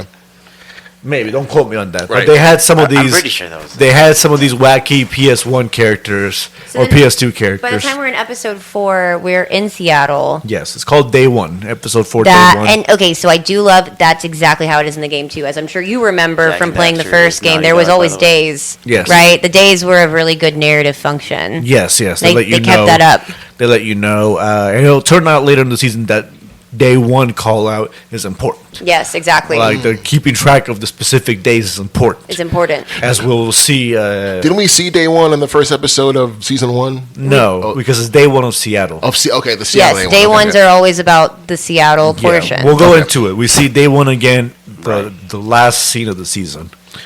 But okay, so Day One, so they're now in Seattle. We see another cold open where we introduce to what's this called? Isaac's character, played by Isaac. Jeffrey Wright. Yeah. Tremendous Loved actor. seeing him show Tremendous up. actor. Great He's actor. tremendous in everything he does. Westworld, baby. Westworld. Westworld Yeah. was his peak, man, Yeah. in my opinion. But yeah, we see his introduction where he's part of Fedra, the feds from the first, the pretty much evil feds. Like we're pretty much clear that they're fascists Yeah. at this point who are government, abusing their right? power Yeah. as the official government to keep people under their thumb. Yeah, taking advantage of a horrible situation to, again, to We've seen multiple cases Rule, of this. We yeah. saw multiple different situations in the first game where Fedra was clearly shown to be fucked up. Exactly. burning bodies and stuff. Yeah, and then we see a situation in this game where Jeffrey Wright helps take out Fedra basically and seems to form the wolves in their absence to kind of take over what the Fedra used to do. Right? We see that scene where he blows up His own Man. squadron. yeah, his former squadron, obviously. Yeah, right, Yeah. exactly. brutal. Again, Yeah. it shows that, like, He does save the one guy who seems kind of nice. Yeah, I right. love how Well, it's I like, guess because he was like curious, right?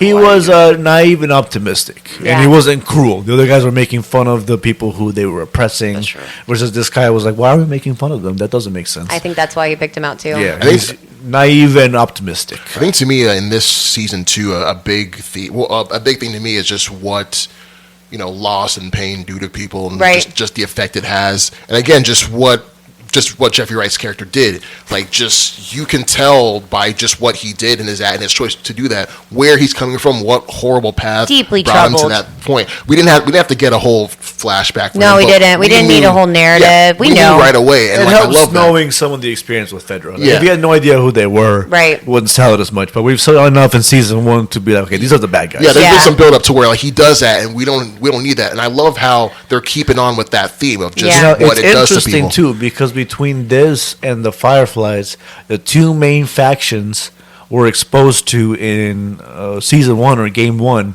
are just gone. Yeah. Yes. In this game. Clear Totally the chessboard. Very interesting. Usually games would be like, okay, there'd be more It would fireflies. be like the overarching big bad. Yeah, there'd be, you at some Which I point. suppose is the you'd at some infected. point you have like the Central Fedra or something, but like by this time when Isaac takes out his squad, as far as the game is concerned, maybe there's pockets somewhere, but as far as Yeah. the game is concerned, That's that. Fedra is gone. Fireflies are gone. It's a whole new world. Yeah. But it makes sense though. Again, in this crazy post-apocalyptic world, It's a different faction. A new faction will always rise up Exactly. to take out an old one, and vice versa. Like that's how it always. It be, is interesting, but most of these stories and games usually don't. Because of Yeah. that familiarity. You Yeah, want to be like, yeah. oh, it's a new Fireflies. You want Right. the big bad. You already have A that storyline emotional that the audience can connection to connect it. to. But, like, connect the to. Fireflies were rebels, right? Yes. Yeah, they were like the rebels from the Yeah, first game. Yeah. Straight up, the WLF is just another party in power, like another. Yeah, it's just Yeah. They run Terrible things. government. so Yeah. far we haven't seen anything to make us root for them. Right. To make us think they're frankly better than Fedra. We see Yeah. Isaac, Jeffrey Wright torturing one of the Sephirotes. Well, that's the who connection they want to make. Right? who They're at not this point- better.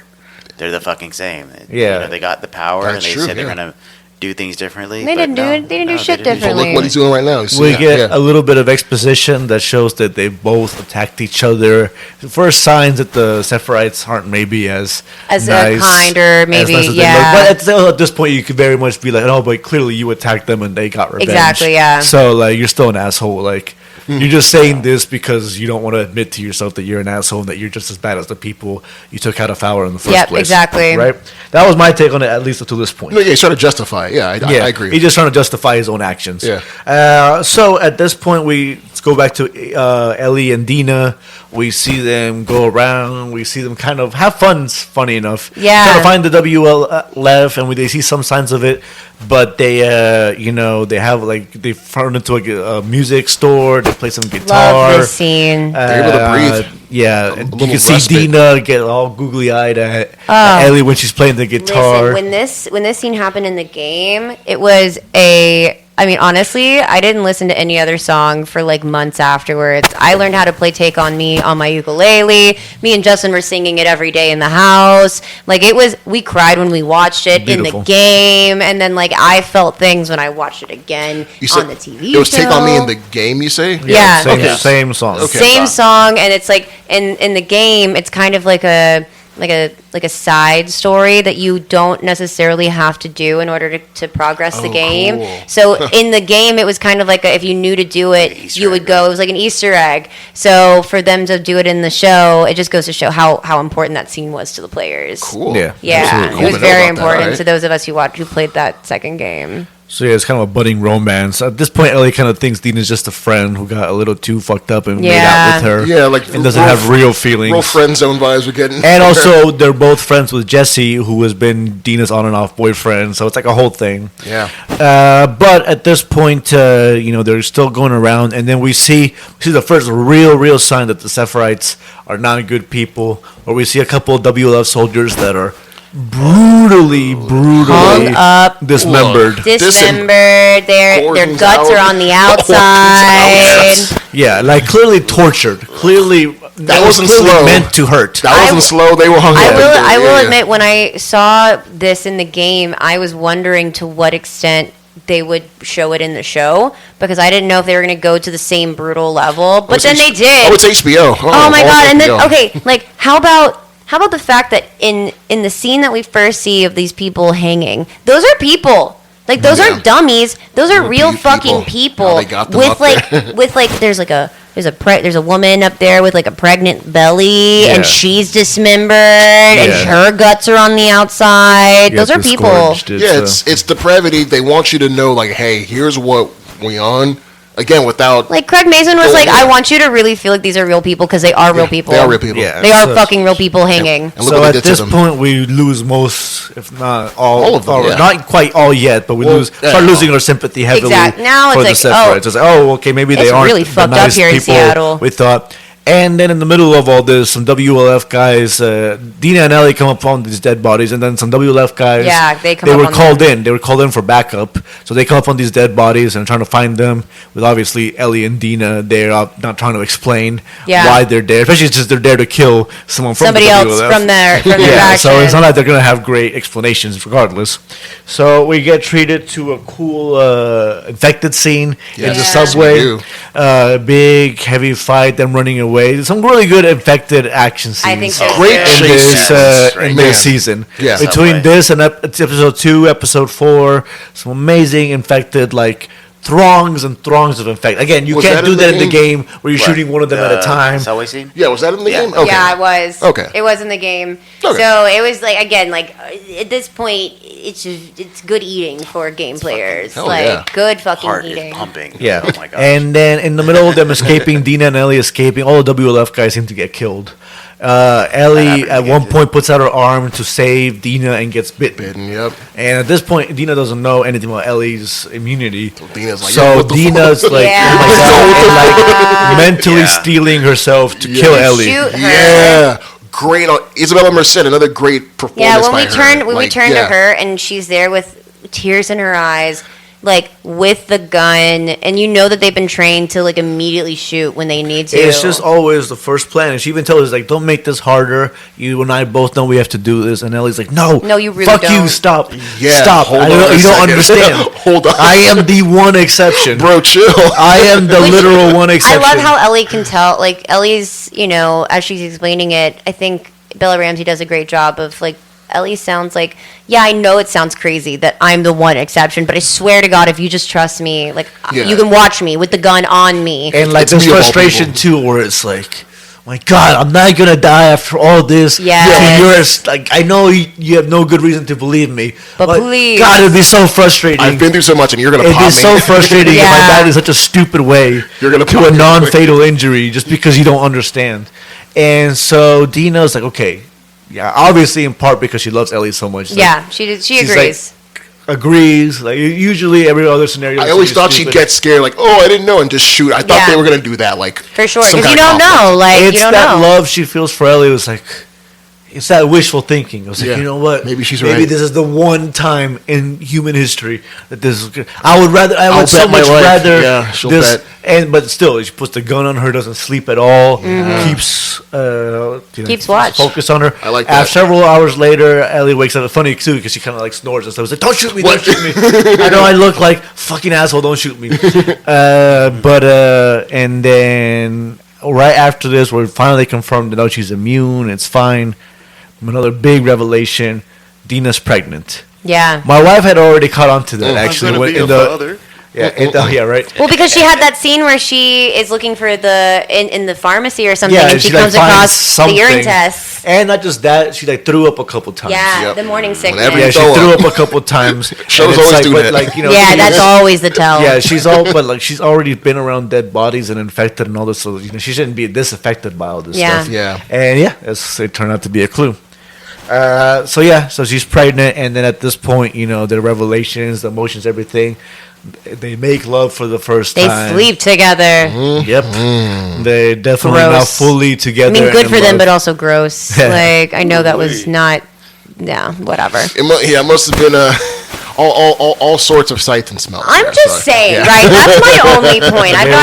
I'm all for their love to They did blossom. make a but reference to the morning breath also- potential. Yeah, They ain't got no toothbrush. They ain't got no toothpaste. I like that they kept it 100. soap, bro. They kept it 100. Yeah, no soap. Just going No full soap, going full no centers in shampoo. there. Yeah, full centers. Can't even take a hoe bath, Look, they ain't got no time, Justin. It's just the apocalypse, man. Exactly.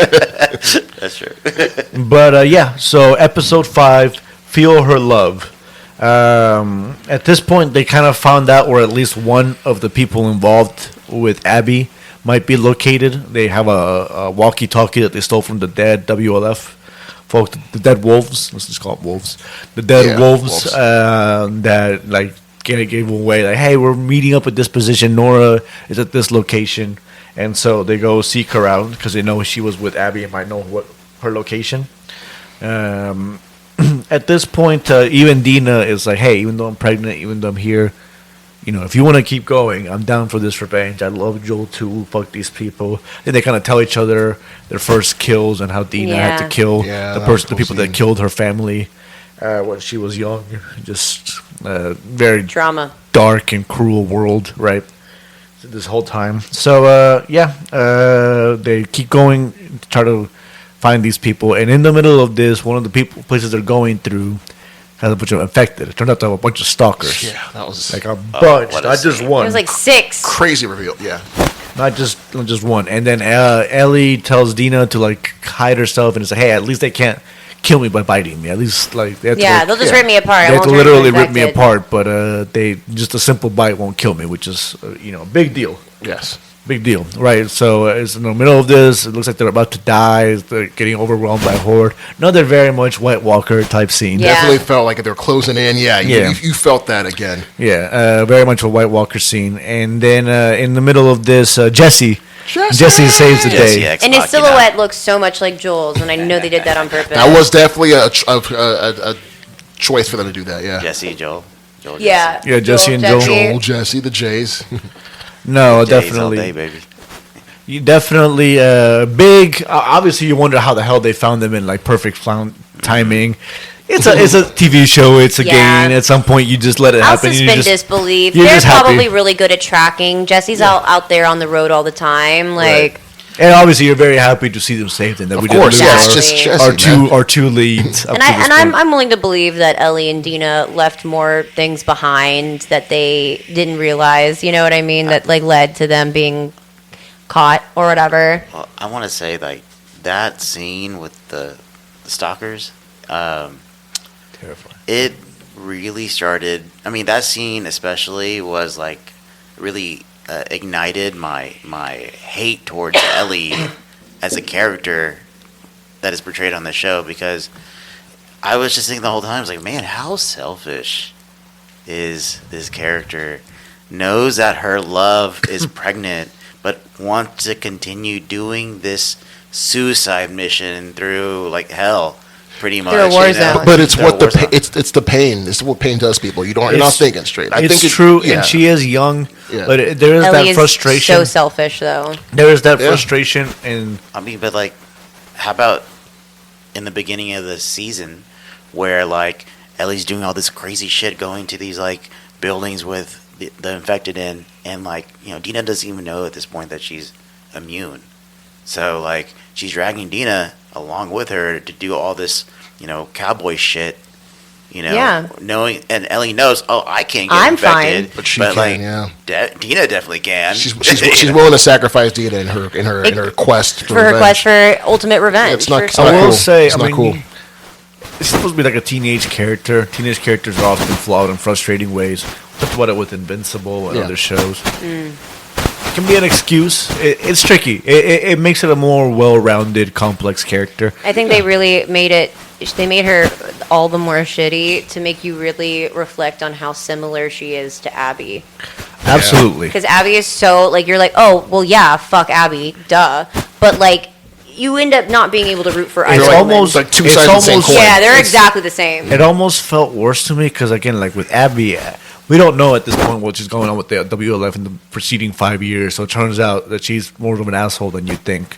But at the point where we see her at first with the Fireflies, like post-hospital scene, so okay, she's kind of lost everything, right? She lost almost everyone she cared about. She lost kind of her hope for the future. She lost her father, all this stuff. Yeah. So okay, she's trying to get revenge. Ellie keeps finding important things she still has to live for. Yeah, and right? She has Jackson. It. She has Jesse, Dina, Tommy.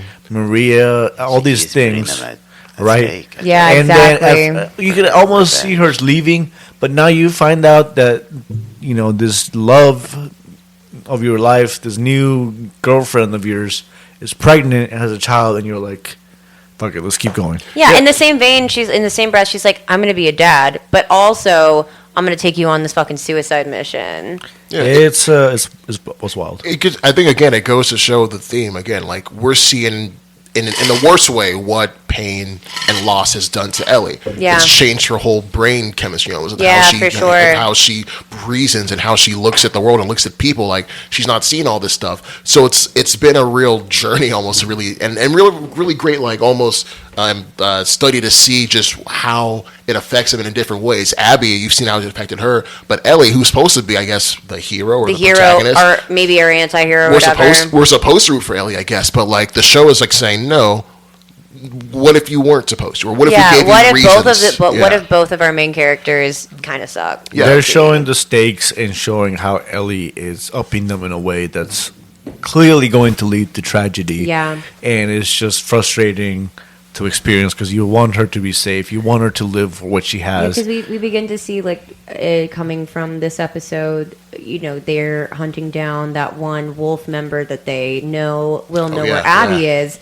And we see the incredible decline of Ellie's, like, state from hunting down Nora to finding her. Right, and then that scene where to cornering her and then beating her like Abby beat Joel. The lighting, just the use of red. Well, and like the way, and I mean straight up, like it was scene for set. scene, just like Abby beating Joel, and then we see Ellie doing the same thing to Nora, and it's like, wow, and y'all are the fucking same. And it's notable. Two notable things. One, there's a split moment where Ellie is almost feeling sad for Nora. Almost. And you almost maybe. And then Nora basically talks shit right to her face. It's like, all right, you pretty metal. That's Nora's cornered, so she's like, all right. What's she gonna do? The moment she smashed her leg, she wasn't gonna let her live. No, but even before that, she also the spores. Yeah, before that, the spores. No, yes. I was gonna mention that. Yes. Our first aerosol on the show, aerosol spores. In our scene, right, of like the mushrooms on the wall. Yeah, Is this in this that episode? looked like straight out of Game 1. Yeah. Oh, it was incredible. There was moments in Game 1 that were the rooms that were walking around with a gas mask, and that's what it looked like. We both were like, jaws on the floor when we saw that scene with all the mushrooms on the wall and the people on still the wall. Amazing. Yeah, it's coming out their There mouth. was a certain like dark beauty to them on the wall with the spores flying out and in. It was so beautifully shot. It's like so dark, but like again, just this macabre, weirdly aesthetic, macabre, aesthetic.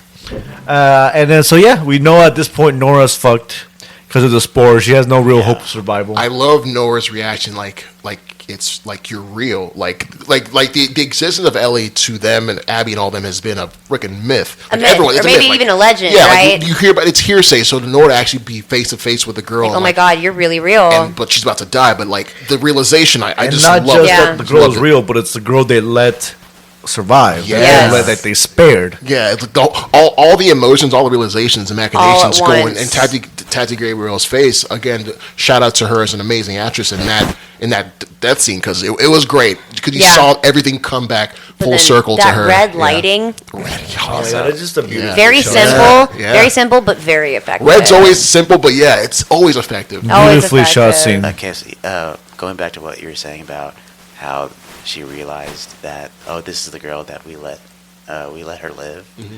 I think a theme for this season is no good deed goes unpunished, right? Because they did something. You know what? It'll always come back. And they did something kind, right? But it ended up biting them in the ass.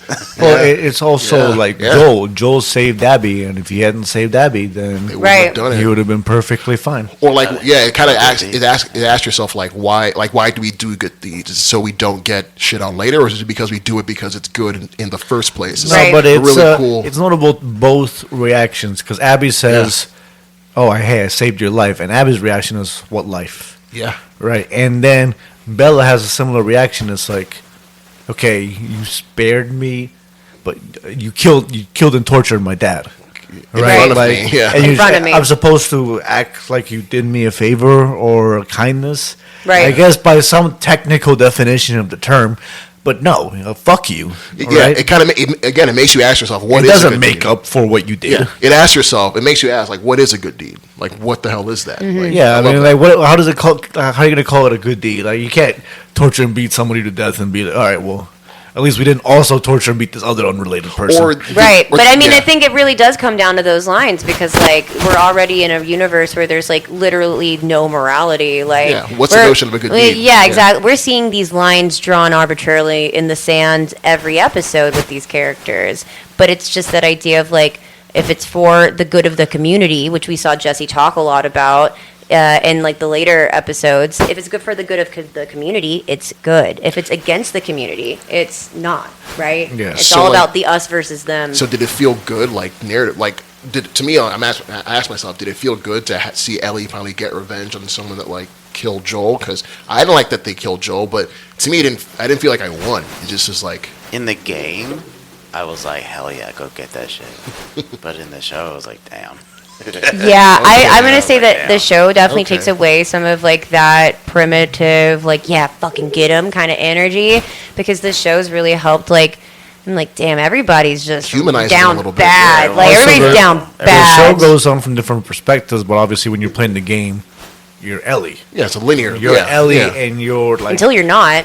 that's true. Yeah. That's true. But at that point, you'd be seeing the entire game from Ellie's perspective, playing it through her perspective, and playing as her. Yeah. Right. So you get the thrill of like, I'm gonna go fuck you. Yeah, Like, like you don't get Nora's backstory. It's not just Ellie's going to fuck her up. It's I'm gonna go fuck her up. I'm gonna go fuck her up. Yeah, True. No, exactly. true that, I'm gonna true go that. get revenge. Now you're seeing this character getting revenge, and like you see Ellie just slide into like this moment where, like, to me, it was so visually clear that this was Abby. Like, she was just doing exactly the same thing that Abby did.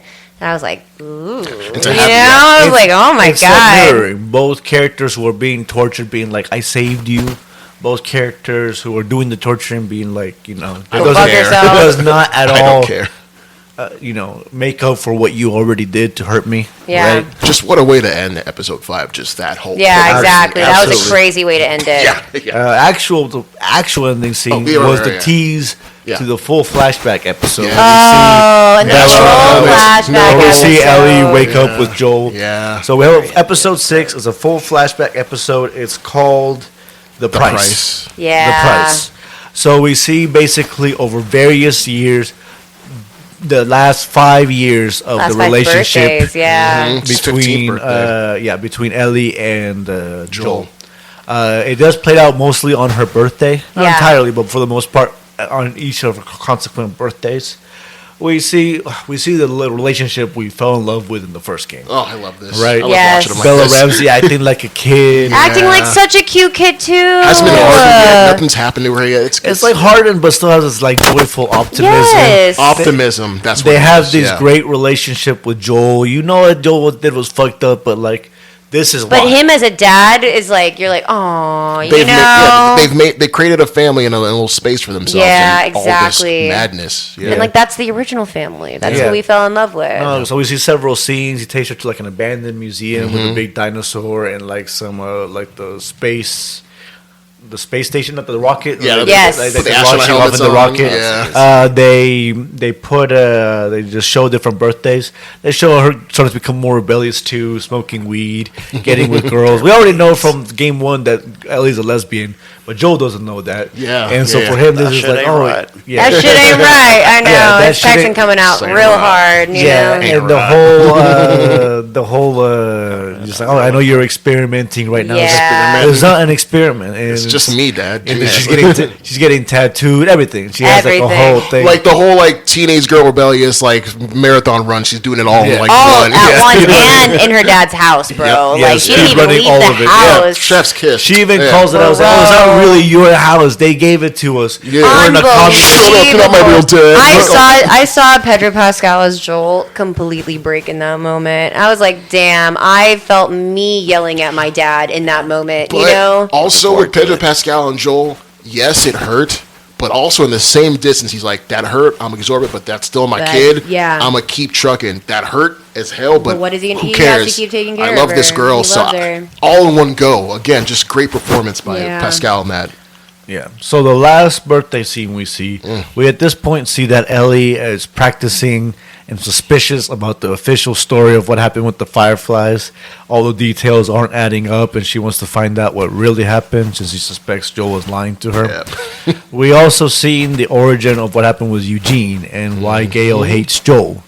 where basically he got bit on a patrol, and he accepted it. He still was going to die, but he just wanted to be able to see his wife for one last time.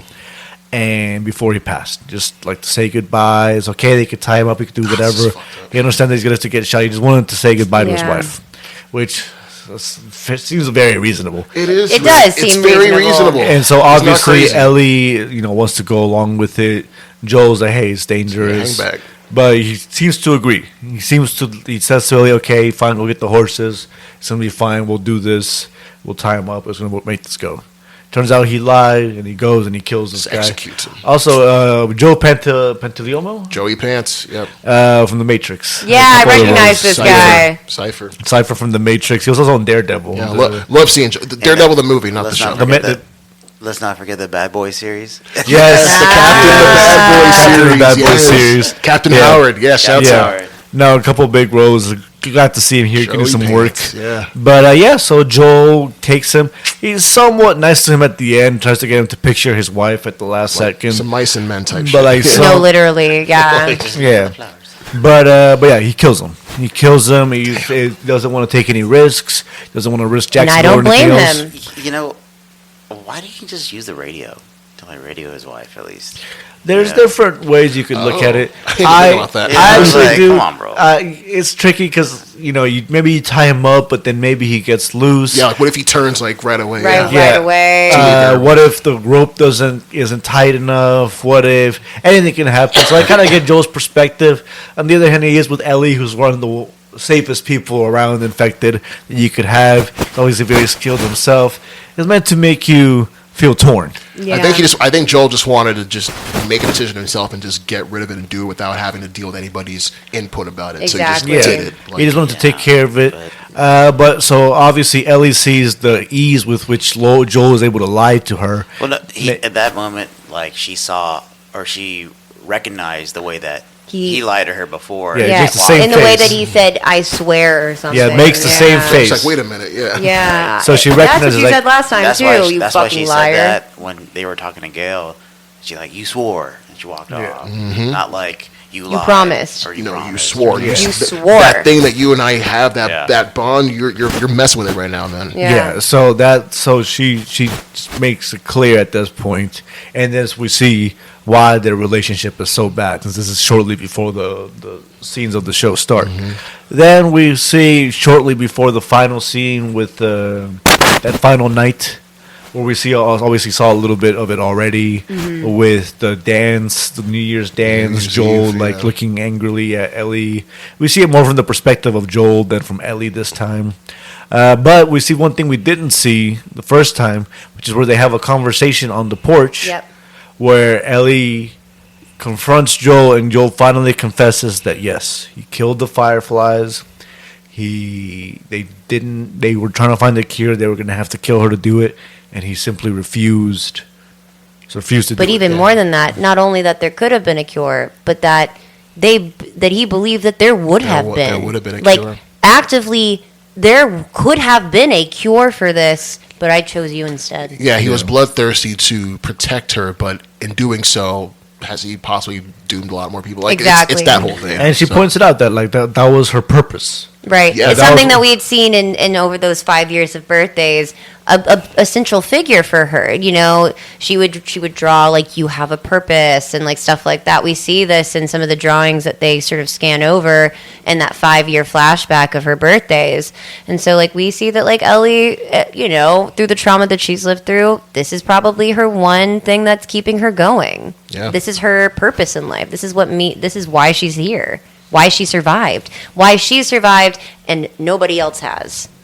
Yep. Survivor's guilt to the fucking T. That guilt, that everything from both sides, and Joel admits to her, and he tells her that he has no regrets. Oh man, and seeing Pedro Pascal do this too is crazy. Yeah, just him them crying with each other. The tears that I cried, he crowed, I cried, we all cried, man. It was crazy. Now it is devastating. In the final scene between them, which is one of their final lines that they share before the torture scene, is that She doesn't think she can forgive them, But he can try. She would like to try. Yes. It's the try. It's the willingness to. Yes. It's that try that shows that she still has that love. And that was That's why huge. she went Yeah. on And that's why Revenge and then fast forward to her wailing and crying. That's what She never got that That's the chance. trying. Yeah. She was trying, and then Yeah. it was all taken She away. still It was all loved taken them. away. At the end of the day, when everything else was said and done, she still loved Joel. Yeah. She still loved Joel.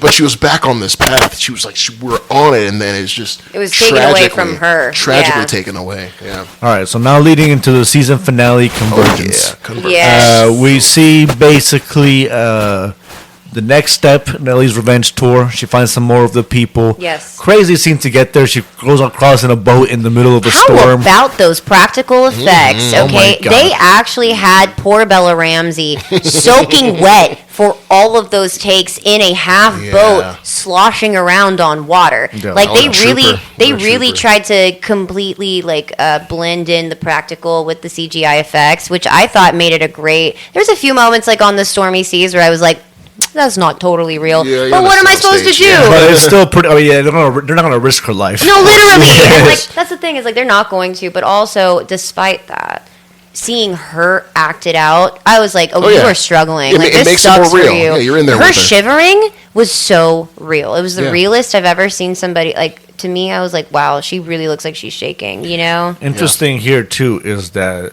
Ellie is kind of upset at herself and with the way she treated Nora, the Yes. torture she did to Nora. She like upset about how easy it was for her, kind of horrified at her own actions. Yes. She doesn't like where she's heading. Yeah, She doesn't tells- like what's happening to her. Tells Dina what Joel did and why Yeah. the wolves and Abby did what they did. Do you think? Oh, this kind of- how about Oh, that, right? what? Like the fact that she tells Dina, I think that kind of, I mean, we're led to believe it kind of fucks with their relationship. You know, Dina doesn't seem to take it understandably what- that well, right? what she did, yeah. Yeah, when she's like, oh yeah, there could have been a cure, but Joel took it away, you know? Yeah, no, it's tricky, but obviously Dina's like, well, you know, that's the love Yeah, of my life, or at least exactly. the current love of my life wouldn't be here if that had happened. So Right.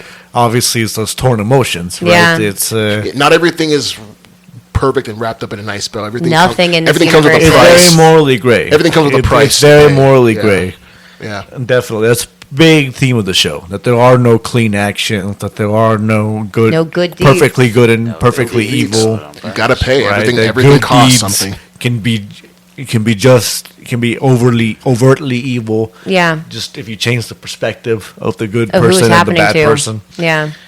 So yeah, no, definitely big, heavy themes this season. So in all this, they're trying to find Tommy, who's out. He was out in the city, got separated from Jesse. They are trying to rescue Isabella, Dina. Jesse finds out he's going to be a father. Yeah. And then Ellie, who again is horrified by her own actions with Nora, is, knows that, she's risking her friend's life and all this, decides to still try to go off and, go on her revenge Yes. Revenge. tour. Even risk her own life, everything. Sends Jesse off to find Tommy alone. I think. Mad respect for Jesse. He's like, fuck Yeah. that. Right. Yeah. He walked away. Jesse you know? calls her out. Jesse calls her out repeatedly. Say, "Hey, you's a bitch. Like, Yeah. You're being You are being selfish. You can't act like selfish. this. you're not being rational. You're putting people you care about at risk. I have to be alive. I have about to to be stay a dad, alive because yeah. I'm going to be a dad. I have to take care of my kid." And when he said, I have to stay alive because I'm Stop going to saying be a that. dad, I was Stop like, saying that, Jesse. You're saying that. Don't do it. I like how also like with I think in this sequence or even in this episode, the idea of being on this mission of revenge and what it does to her, and I think it both. In a way, it strengthened Ellie, but also it poisoned her. Almost like I kind of think about the One Ring. You Right. go on the One Ring for a while. It'll both poison you, but also give you like long life. Whatever. Long life, yeah. It's, her revenge is like this. It's like this. It's yeah. a horrible fuel that's That poisoning albatross her. on her neck is like coloring everything. It's a corroding that he does. force. Yeah. It's It's destroying pushing everything her. around her. Yeah. So yeah, she manages to successfully get to this place with a weird sidetrack to the Sephiroths where they almost kill her and then they just decide to Scar let her go. Island was a thing in the Super game. close. Oh, it was a whole thing. Scar Island was a thing in the game, Scar and so this Island. was like I think their Like attempt to kind of like throw it in for a minute. Yeah, and be like, okay, so in the game you went through a whole island like that, and so you kind of had that interpretation. So again, that's one of those things where it plays off in the game because you're like hiding and you're like. But that's how it plays off in the game. It's like you're literally stalking around these like little things. I've seen gameplay of that. Yes, and so like that is for sure why it didn't play off the same way in the show. Yeah, no, it felt like a weird digression. It just kind of she was there for a minute and then she just went back. Yeah, to a revenge mission. Yeah, weird moment. They should just honestly should have just cut it. I guess it was a callback to the game. And I think, too, they wanted to show that, like, Ellie was given, in this one scene, a few very obvious examples of, like, you should turn around. You should go home. Like, this isn't a good idea. Like, you shouldn't be here. She was like, I can't see any red flags. I can't see any flags. Fuck y'all. From like taking the boat out in the raging sea to fucking washing up when the shore. When you see red from Revenge, all the red flags they just look like flags, right? Just flags to me. They're just in your way. Well put. But so she finds at this point 2 of the other members of the group, of Abby's group, and she tells them, hey, she tries to be somewhat nice, right? It's like, hey, I know you don't have a reason to believe in me, but you point out which place it is. You both have to point separately. Clever. And a clever callback to season 1 where Joel did it. And we don't have to kill you. I'm only trying to kill Abby. Right? It was like, okay, she's trying to be at least somewhat humane at this point. At least, she's really working on it. Like, she's like really trying to bring in whatever she thinks is like humane. She makes an effort. She makes the effort. And then obviously the guys don't believe her or just loyal to Abby or whatever else. So he tries to grab a gun and fire back. Classic scene. And then so she obviously shoots. Ellie's a quick shot though. She obviously shoots in self-defense at that point. Obviously she doesn't want to die. And then kills the main guy. I mean, she didn't feel too bad about that. But then Nick's Mel, the pregnant woman. Carotid artery. Carotid artery. Yes. On the neck.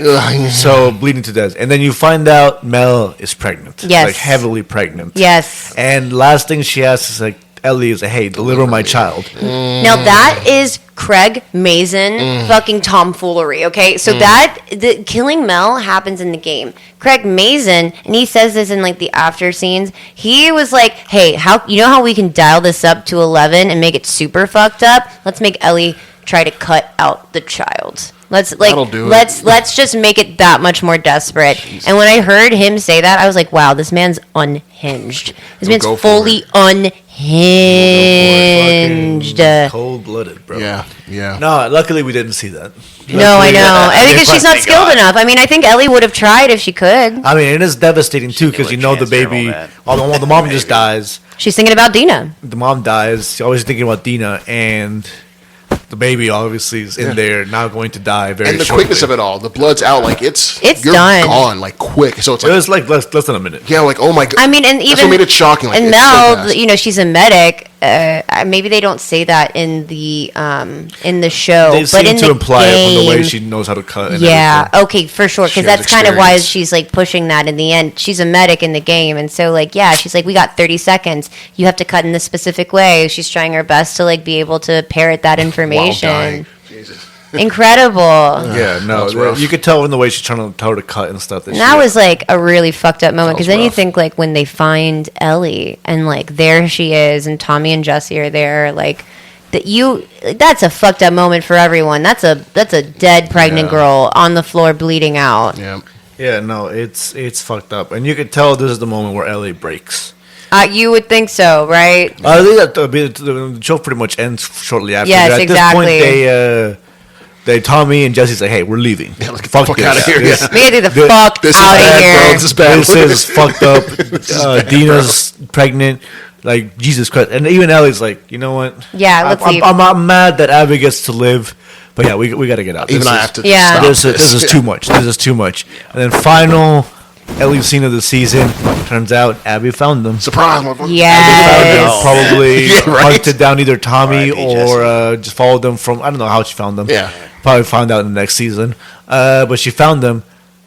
obviously is like shooting at Tommy. Tommy's in danger and in pain, and this is going on with him. And then Jesse and Ellie walk out the door, and boom, Jesse gets plugged immediately. And that's how unceremoniously. That same level of like outrage of like, oh my god, he just fucking got. That's how it felt too when you play it, because you're like. I mean, he got shot in the exact same way, and that scene is like shot for shot how it is in the game. Like so the same cuts, plot armor, no. the same Too, everything, so like it.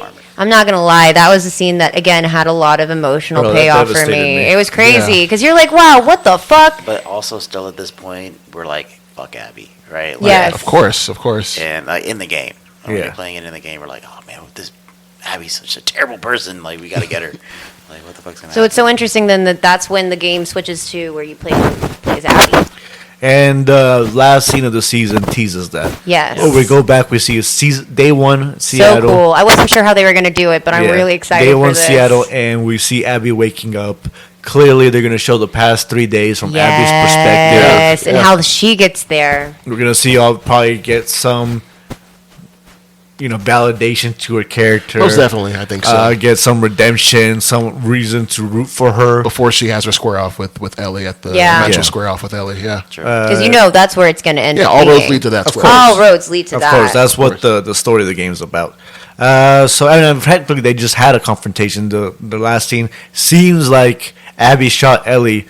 Well, obviously that's not what happened. That's not right, what yeah. Because, they're not like kill the main character. But this is, I think, the first time where Abby's like, oh my god, please don't kill my friends. Like, where she's not single-mindedly. Ellie, yeah, where Ellie's like, oh my god, please There's some spare vulnerability my there. people. No, she takes it. Finally has gotten there, where she's like, please spare them, please, Like, please, whatever. Take me if you have This to. whole revenge mission was We see the real Yeah. Ellie. We see the real Ellie in this episode at the end there, where That was nice, yeah. I'm glad her back. good-natured person who cares about her fellow friends, her fellow loved ones. Mm-hmm. Not this revenge-obsessed, crazed person who's willing to violently torture people. We see that twist back, and it's tragic the way it had to happen. Her accidentally killing a pregnant lady, but still, it had to happen. But it took that level of it, I think, right? Yeah, because that's how down bad she was. It didn't have to happen. That's the tragedy. That's the tragedy. That Ellie realized that didn't have to happen. Yeah. That a pregnant lady, a baby boy or girl, is not going to be born because she decided she had to get that revenge. I mean, it didn't have to, but her snapping out of it had to happen. It didn't just. Unfortunately, it was for her character growth. Yeah, but I'm just saying, that's what she realized. But as a character, that's what she's realizing. That's what she's realizing. That none of this had to happen. Yes, of course. None of this had to happen. Nobody had to be here. They could all be in Jackson, grieving in obviously tragic but healthy ways. Yeah, she was dealing with her grief in the most unhealthy way possible, and look at what it's brought her. And she's having to deal with that. Look at what her wrath had wrought.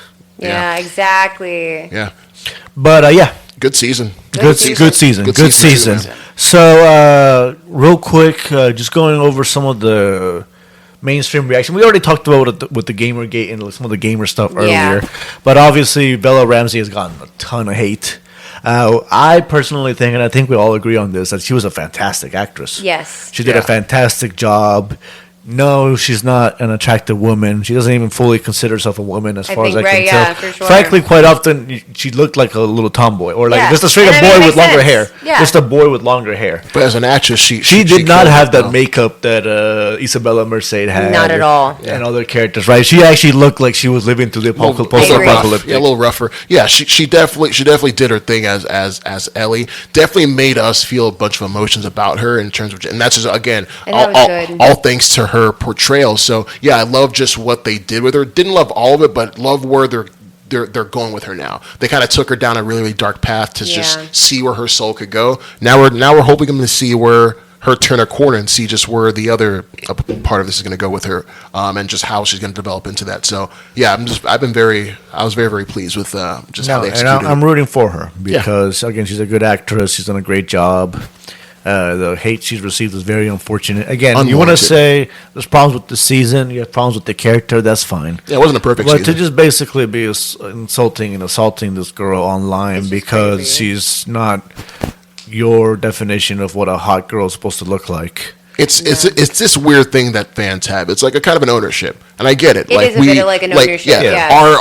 Our love for That's this, our love for this has made this into the big phenomenon it is. So we kind of feel as though they owe us in terms of making sure that they do what we want, how we want it. Yeah. But I think that stops you, and it stilts you from being able to enjoy the medium that it is, because you're kind and of they're giving us that. incredible content. Yeah, absolutely. And again, it's a shame that these people can't see that their medium is now celebrated. They're basically, again, trying to have some empathy. They feel like what they loved kind of taken away to some extent. Or taken over by maybe other people who don't understand it like they do. Yeah, or don't look like they... Right. Yeah. Although, again, once you actually break through and look at it, you realize, first of all, there's still plenty of games. There's a game last year called Stellar Blade, basically Dark Souls, but with a big titty anime girl. And you can still find that. Literally, that's what the point of the game was. Dark Souls with a big titty anime girl. I'm not exaggerating.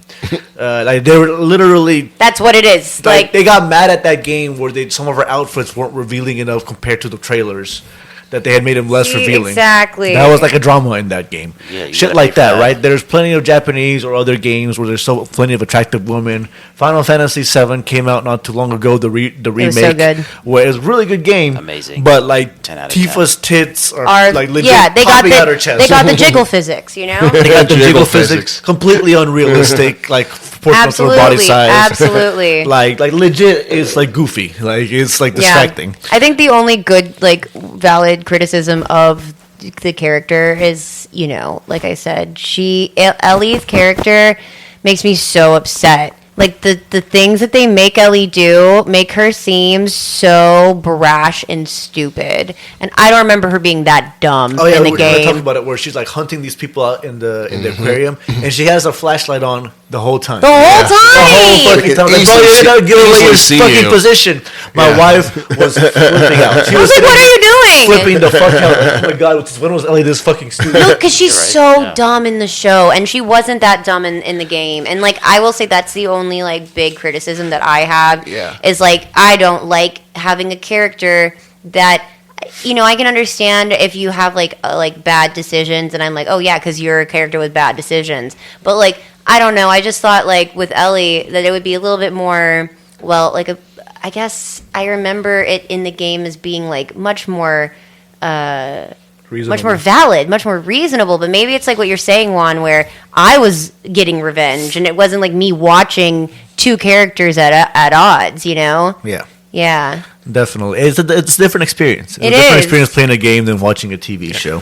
My main problem with this show, or with this season, really, because I love season 1, it felt like a blatant half season. It did. Right? It did not feel like a full season. It was only 7 episodes. You could say the first season was only 8 episodes, and that's not an unfair criticism. But the story developed in a really slow way. And somehow, even though it did that, we still don't know. We don't really know anything about the wolves at this point. Nothing meaningful. We've seen, Jeffrey Wright, chew scenery, but other than him just being a good actor and you enjoy seeing him on screen, we don't know much. You don't know anything about them. You don't really know anything about them. How they started, why they started, what they're trying to do. The Sephiroths, not much more. We kind of were rooting for them a little bit, and then we found that they were bloodthirsty and fucked up, so we stopped rooting for them. But we don't know anything about them. They're not characters. I wonder how people are going to react to the next season being an Abby-focused season. Yeah, I'm very curious too. Because when people got to that part of the game, they flipped shit. Yeah. They flipped fucking shit. Even we were upset when we first started. Hell yeah, we were upset. We were like, who the fuck is this person? The game was actually had a lot of controversy when it came out. It was very grim, dark. The first one had some optimism to it. Yeah, but then everybody hated that Joel died, and then you had to play as a character who killed Joel? Yeah.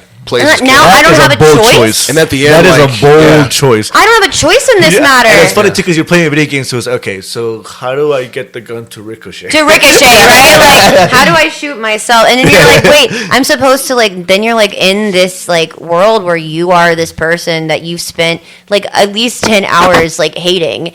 And now you have to forcibly take their perspective. I think that's kind of fascinating. Incredible as a game mechanic and incredible as a story mechanic. Yeah.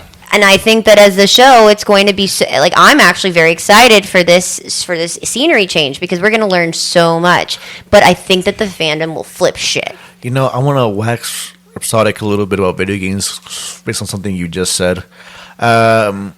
Video games often get insulted somewhat as an art form, especially, again, talking about like back in the day, big conversation of video games are art. Obviously, now with something modern like Last of Us, it's more obvious. Yes. But even then, you could say, the cutscenes and like the story and the writing are art, but the actual game is not a narrative. It's not a narrative device. Right. It's not a narrative device. Oh, but you'd be wrong, right? In a lot of games, it's not. And in fact, a lot of games is called a narrative. They have that narrative dissonance. Yes. Where what you're playing at is not at all what the story is saying you're at. Number one game for this, L.A. Noire. Game where I don't know if you ever played it. It's a game where you're a cop investigating people. But I've heard of that game. It's a game made by Rockstar, and it has all the mechanics of GTA games. So you're a cop, you can just pull people out of their cars and start driving it. You can just ride around crashing into people. Okay. You can be a jackass and start shooting. Like, you can't kill people, there's limits, and you're a cop, so the cops don't ever chase you because you're the cop. Because you're the cop. Right? And it's almost like a funny take on like police corruption if you look at it Absolutely. that way. But the game actually never really addresses it. As far as the game is concerned, between cutscenes, you're just driving peacefully here and there, right? Right. There's that narrative dissonance. Right. Meanwhile, as the game, you are wrecking havoc. Yeah, you are you're a mass murderer, and at the end, it's like, oh, you're not gonna kill this one guy, bro. I killed his henchman gleefully. I got extra points for headshots. Exactly. Exactly. I'm gonna have a change of heart right now. You were literally giving me bonus points for headshots a minute ago. I was hyped. No, you're so right. And usually, like, the game itself isn't a part of the story at all. This was one where that changed. So it was awesome. Game one, there was a very poignant scene where you suddenly take over as Ellie. Yes. You've been playing as Joel the whole time with Ellie. And then you suddenly became Ellie. I remember, Yes. And then you have to go and rescue Joel. Yes. Right? You have to go and at least find them. And that was a very powerful Yeah, game. and so again, there's this very, it's like a DLC, I think, even, for the first game. So again, it's this very powerful moment where you cannot get that from a TV show. You can obviously change perspectives and say, okay, now we're following Ellie. But it's very different when you're suddenly playing as her. Exactly. She's not quite as strong as Joel. She, reacts a little bit differently. She has to run away a little bit more. It's sort of a different experience to feel like. Yes. And that's just the kind of a unique thing you can get from a video game. I wouldn't necessarily say Last of Us is the perfect example of this overall. Right. For example, the Spidey senses are a little over the top, right? And you have like infinite guns, and you just a lot of times it can get a little crazy. Yeah, a lot of times you're just shooting people because there are the people there to shoot, and you couldn't quite do stealth, so you're like, oh fuck it, whatever, I'll go. I'll just blow them all. Leroy Jenkins. I'll just kill them all because I failed the stealth. I failed the stealth here, so I might as well just kill them all. Just to get through the game, I'll just kill these 20 human beings. Exactly. Right. So the game is actually not a perfect example of it, but that moment, and again, the moment with Abby, like you're talking about, crazy. Where you're changing perspectives, that's such a shock to the system. Even now, when we're going to be following Abby in the show, it's not quite the same. I mean, we were joking earlier, like, oh, how do I shoot myself? Yeah, exactly. Right? It's not the same. Just think about that. Like, oh, I want to lose. I'm in a video game where I would like the character I'm controlling to lose. And you cannot get that from a TV show, a movie, a book. It's a very unique artistic and narrative tool that video games have. And when it's used correctly, it's brilliant. It was awesome because, like, it became a thing where, like, I have to play this character in order to continue the game. Yeah. Like, in order to get anything more, or maybe I'll come back to Ellie, I have to continue playing as this character. And it did sort of forcibly, like, empathize them, because, like, suddenly you are literally walking a mile in their shoes. Yeah. Literally. You have to look at everything from his perspective. Figuratively, literally, yeah. Yeah, and like going back to again what I was saying about The Last of Us, it came out at a time where that was big, like that was like huge in the streets. But then what it showed was there's a movement from the Call of Duty-esque games to like now more narrative-driven stuff with Last of Us. I mean, and that's what I loved about that. I don't know if it would have been as popular if it wasn't released in 2020. Yeah. But because The Last of Us 2 was released in 2020, it provided that same avenue for people to be like, well, I have time to play a game in a way that I wouldn't have been able to give up this kind of time before. Mm-hmm. And so then more people were able to play, and it was a game that was like so attractive because of the cinematic value. It was like the perfect storm. For a lot of gamers, legit, it was like Last of Us was like the first example you point out is like, oh, you say games can't be art? Boom, Last The of Us. Last of Us. It's what, yeah, people point to that as what kind of shit. Because Well, you yes. say games can't be cinematic and tell amazing stories? Boom, Last Last of of Us. Us. Yeah,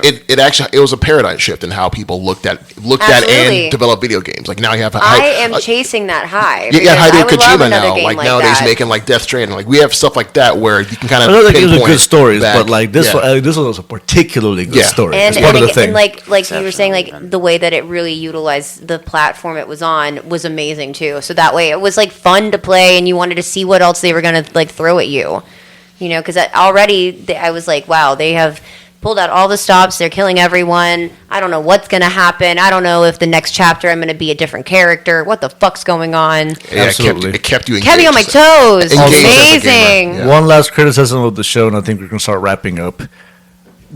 Big hanger, not cliffhanger Cliffhanger. to leave us on, especially considering it doesn't seem the show is gonna come back for 2 years. Yeah, Yikes. potentially you can have some fall off with that. Back in the terms of day just- when yeah. like say Breaking Bad kind of split its final season into 2 half seasons, you know, that those came out within like 7 months of each other. Game of Yeah. Thrones, Right, less you than a got year of each other. Yeah, with Game of Thrones, Game you of got a year Thrones was before. once a Yeah. year, every year. Years? They That's gotta crazy. They haven't even work. started filming They it. gotta Yeah. milk it. They haven't even started Yeah. filming it. It'll bro. be a bit of Big a like uphill franchise, battle they just to gotta- get like the buzz back, but you know, we'll Also, just see. they're Yeah. saying it might not finish in 3 seasons. It might be go to a 4th season. Wow. Which I know the second game was longer than the first, but It was. it might stretch. Who This, knows? this story sometimes moved along a little slowly. Yeah, it kind of meandered. Yeah, that's It crazy. meandered a little bit. Just meandered a little bit. You did not go into the finale feeling like you were going into a Maybe season they'll give finale. us a sneak peek of if they're going to do another game or something. Oh, That'd be maybe. so crazy. That would be wild if they left knows? like some kind of cliffhanger. I don't know where they go with the story. We'll see. We'll Yeah. see. Yeah, we'll have Well, to. We'll literally just have to see. Definitely Yeah, excited. you know what? There's gonna be so long. Usually, games take a lot longer to make than movies or TV shows. There's gonna be so long between these seasons that they'll have time to put out a game. Yeah, new game. Yeah. That's true. Yeah, games have a lot of issues because you can't just write a new story. You Right. gotta have new graphics, new mechanics. Make sure there's no bugs. New gameplay. Yeah, new Like, gameplay. You gotta have things. like a new hook. You gotta make it Right. fun in new ways. It's a whole different set of challenges. Yeah. Instead of just continuing a story. But yeah, Right. no, great season overall. Again, some flaws. It does feel like it'll play better when we see the other seasons and we can see the whole Yeah. of their vision. Right now, it feels a little bit cut off, and it felt a Disjointed. little I like want they to didn't. say, no matter what people say about the season, I was thoroughly, I enjoyed All of it. All of it. I was captivated the I whole was time. captivated the whole Definitely time. throughout It was the whole interesting. season. It kept Yeah. my attention. We looked forward to watching it Right, every we looked- Sunday. I got excited every Sunday to watch it. You're Yeah, right. and I mean, like, it's sometimes- hard to find TV that makes you that excited. Other, yeah, like, yeah. after Severance, I thought it wasn't going to happen On a again, weekly right? basis. Like, you know? Appointment television Common side every- effects. Yeah. Yeah, common side effects. And It's so, actually like, some really good TV. This and so, like, season. Yeah. Studio. Yes, studio, and but it's like I binged all of Studio in one session, right? Yeah. So like You for can me, watch it. I with got The a week to Last week. of Us, it was like really good to have this like week to week slow drip, and then I agree with you, Justin. I loved every all I of was it. thoroughly entertained. Yeah, I I was. definitely Even enjoyed with it. this sort of shoddy writing, I didn't even care. Craig Mazin can make a hell of a show. Yeah, he's a great showrunner. It's great not a writer. perfect really show. is. Season 1 felt pretty close to perfect. It This did. felt like an outstanding show that had clear, demonstrable flaws. flaws. Yeah, some Yeah. flaws there. Like undeniable flaws. Yeah, but I think given what I remember from the second game overall, some of the storyline, even to now, I'm like, wait, that fucking happened? Like, it was a long game, and Yeah. a lot happened in the game. And so, like, I'm kind of glad. I know some people might think that this wasn't a full season, but considering that they stopped where they did, I don't know if they could have continued it any further without, like, stopping in a more uncomfortable place, like, in the middle of a storyline. I think they want to give it. They want to give it the chance to breathe. So they're like, Yeah. all right, we're gonna stop it here and let the I rest of think it. I would breathe be and more okay be with out. it if, again, fine we wine. weren't facing. We had just faced a 2-year. I agree with you. I hate year- to know that they have Yeah. that they're not even like filming yet. Yeah, Yeah. Shout out to Isaac's character, who that actor is his voice actor in the game. Oh yeah, Jeffrey Wright. Yes, Jeffrey that's Wright awesome. is Isaac in the game, and he's nice. Isaac in Didn't the know that. He show. has an amazing. Didn't know voice, that, bro. yeah. He does. He's such an So amazing if you think voice that it was actor. like really good, it's because that's who he was in the beginning. He's always been that character. Appreciate when they do that. Yeah, I know. Usually it's an Easter egg, but Jeffrey Wright's famous and good enough that he can just do his own role. Yep. But yeah, no. Again, overall excellent season. Wished it had been a little bit better, a little bit more filled in, but still. Now we got something to look forward to in 2 years. And yeah, so let's go into our plug of the week. Time for the plug of the week. Guest first. Jackie, you want to start? Sure. I'm going to go ahead and plug a show I've been watching on Apple TV. It's called Murderbots. Oh, I'm going to start that. Yeah, Okay. so it is a science fiction show based off of a really well-known book series. I myself haven't read the book series, but now that I've watched the show, I'm really interested in it. It has, I think it's Alexander Skarsgård. Yes. One of the Skarsgårds.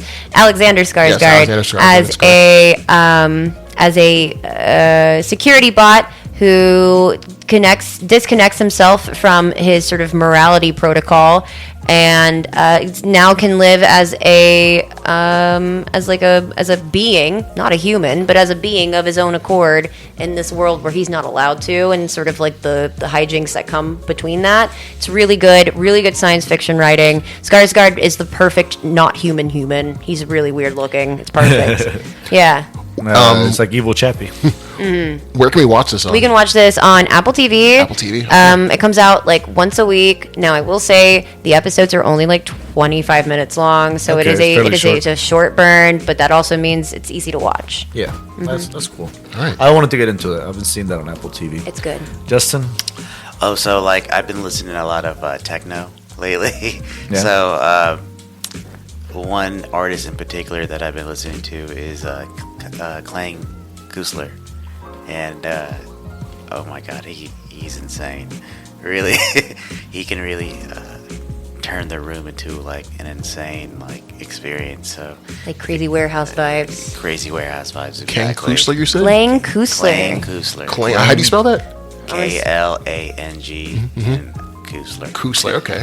All right. Clang. Never That heard is of him spelled before. Klang. Kuenstler. It's a German That was not what I DJ. was expecting. Yeah, I messed that whole spelling up. All right. Ken Kusler, all That it right. wasn't L in there. And so he makes what music again? Techno? Like Techno. German techno. All right. German German techno. techno. You got them Europeans with the dance music. Yeah, but he goes all over the world. Like I saw this set that he did in India, and the whole arena was jumping. And of course, the bass was too. So All right. highly recommend.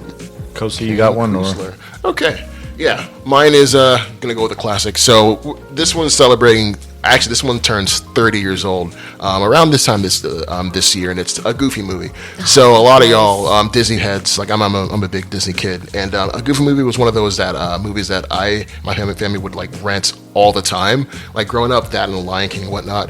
And Goofy movie has been getting a big resurgence now. Like there's been they on Atlanta, they made fun of it, talking about how like there's some guy that like came up with the blackest movie. Yeah, ever. Yes, absolutely. It's had this cool like resurgence in culture of it being like considered a black movie, but I love how just it's a father and son road trip movie. It's a simple concept, but just what they were able to do with it and the music, Powerline, all the stuff that like the nostalgia of it all. I just love the fact that like it's been able to stand the test of time 30 years later and has been like reintroduced to a new audience. So yeah, that's my plug of the week. Is a Goofy movie. You can see it on Disney Plus.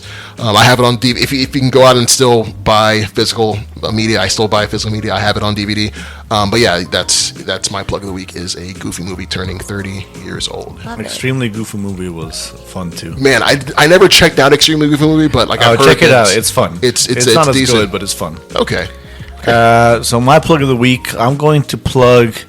Since we're doing video game talk, right? Oh, yep. I want to plug Doom Dark Ages. Ooh, Now, yes. this is a Doom game that attempts to have a story, and I can tell you right now, don't worry about the story. Just Doom guy doing It's- Doom guy it's- stuff. Doom guy doing Doom Listen, guy the point stuff. is, frankly, it's kind of distracting because they keep having cutscenes where they try to make you care about people you obviously You're don't like, care I'm about. here to rip and tear. That is a Okay. dope And it's not cover. even like well written to the point where you're like, oh, I wish I wasn't, but I was like kind of compelled about this. It's like, no, it's just empty, flat characters, and like, why are you wasting my time with this? I could be smashing demons right now. But when you are smashing demons, man, that game is a blast. Yeah. It's very different from the previous games. Each of the last 3 Doom games had actually dramatically changed the mechanics. Not just, every game tries to do new stuff and upgrades, right? They try to update the previous game, so to speak. Sometimes they'll take a bit of a farther leap. But no, these games changed very heavily the core gameplay loop, right? You're still obviously shooting demons in all of them, right? That never changes with cool heavy metal music blasting in the background. Hell yeah. But whereas the first game is more of a traditional shooter with like a chainsaw and a few things to make it a little more physical, the second game was almost a bullet hell trip where you have to move constantly, super fast, constantly change guns, constantly have different colored lights always flashing on the screen. More frenetic. Very frenetic, extremely frenetic. Okay. That's what the game was famous for. This game, you feel almost like a tank. Oh, wow. Right? And the previous game, you had a hook shot, you had a dash, you had all these things. This, you have a big shield, and you can dash at people. When you jump, like literally, you can kill demons by just jumping up from high enough, and the ground landing? shakes. Just squish the it. ground just shakes Awesome. when you land because you're so heavy, and you feel it. Like you feel it in the controller, the haptic feedback Yeah, from the that sounds control. fun. So The Mario shotguns physics feel with like a guns, huh? cannon. Yeah. Cool. It feels like Tank Doom. It's a bit slower paced, not slow, but slower paced. You're not zipping around every arena, Dodging and dashing. You're not anywhere. dodging everything. You're blocking and just beating through demons a lot more often than you were in previous games. No chainsaw though; they got rid of that. Funny enough. Interesting. Yeah, Iconic. it was a little too strong for the Yeah. good Doom gameplay. You could just stop at any moment and just chainsaw a little random guy, and just you couldn't get hit while you were chainsawing. People actually complained about it. It was fun, but it was some complaints It's a little about too OP. yeah, Yeah. They yeah, used to and do a little that in Gears too of War, focused too. on it. Like the game loop was too focused on you doing them over and over again, so you could not do them. Yeah. It was But kinda yeah, it was kind of the same with Gears of War, where you could just run up and chainsaw Chainsaw, someone. yeah. A Little bit. cutscene. Just cut it. yeah, well, like this game, like that's how you got ammo. Like you couldn't get more ammo without chainsawing people. So like Yikes. it was just You're part of gonna the keep loop. doing it. It was just part of the loop. It was a certain loop. All of them were fun in their own ways. And I actually think Eternal is still my favorite, even this new one. But blast of a game to play. Heavily recommended. Yeah, it's a fun ride. Right. Sick. Thanks, Juan. Dude. All right. Great plug of the week. Great thank- episode, yeah. yo. No, thank you, Juan. And Tosi. thank you, Justin. Justin. Thank you, you guys for Jackie. having me. And Yeah. Thanks, of course, guys. thanks for being here. And also, thank you, listeners. Listeners, I want to thank y'all so much for tuning in to listen to this episode of It Was Mooney. Yeah, if you want to keep on hanging out with us, you can just search for It Was Mooney, and you can find us on all social media and podcasting platforms. Once again, I've been Kosi, and I'm joined always by Wani B, and special guests and friends of the show, Jackie Legs and Justin. Until next time, guys, peace. Bye, Adios. guys. Take it easy. Keep it sleazy.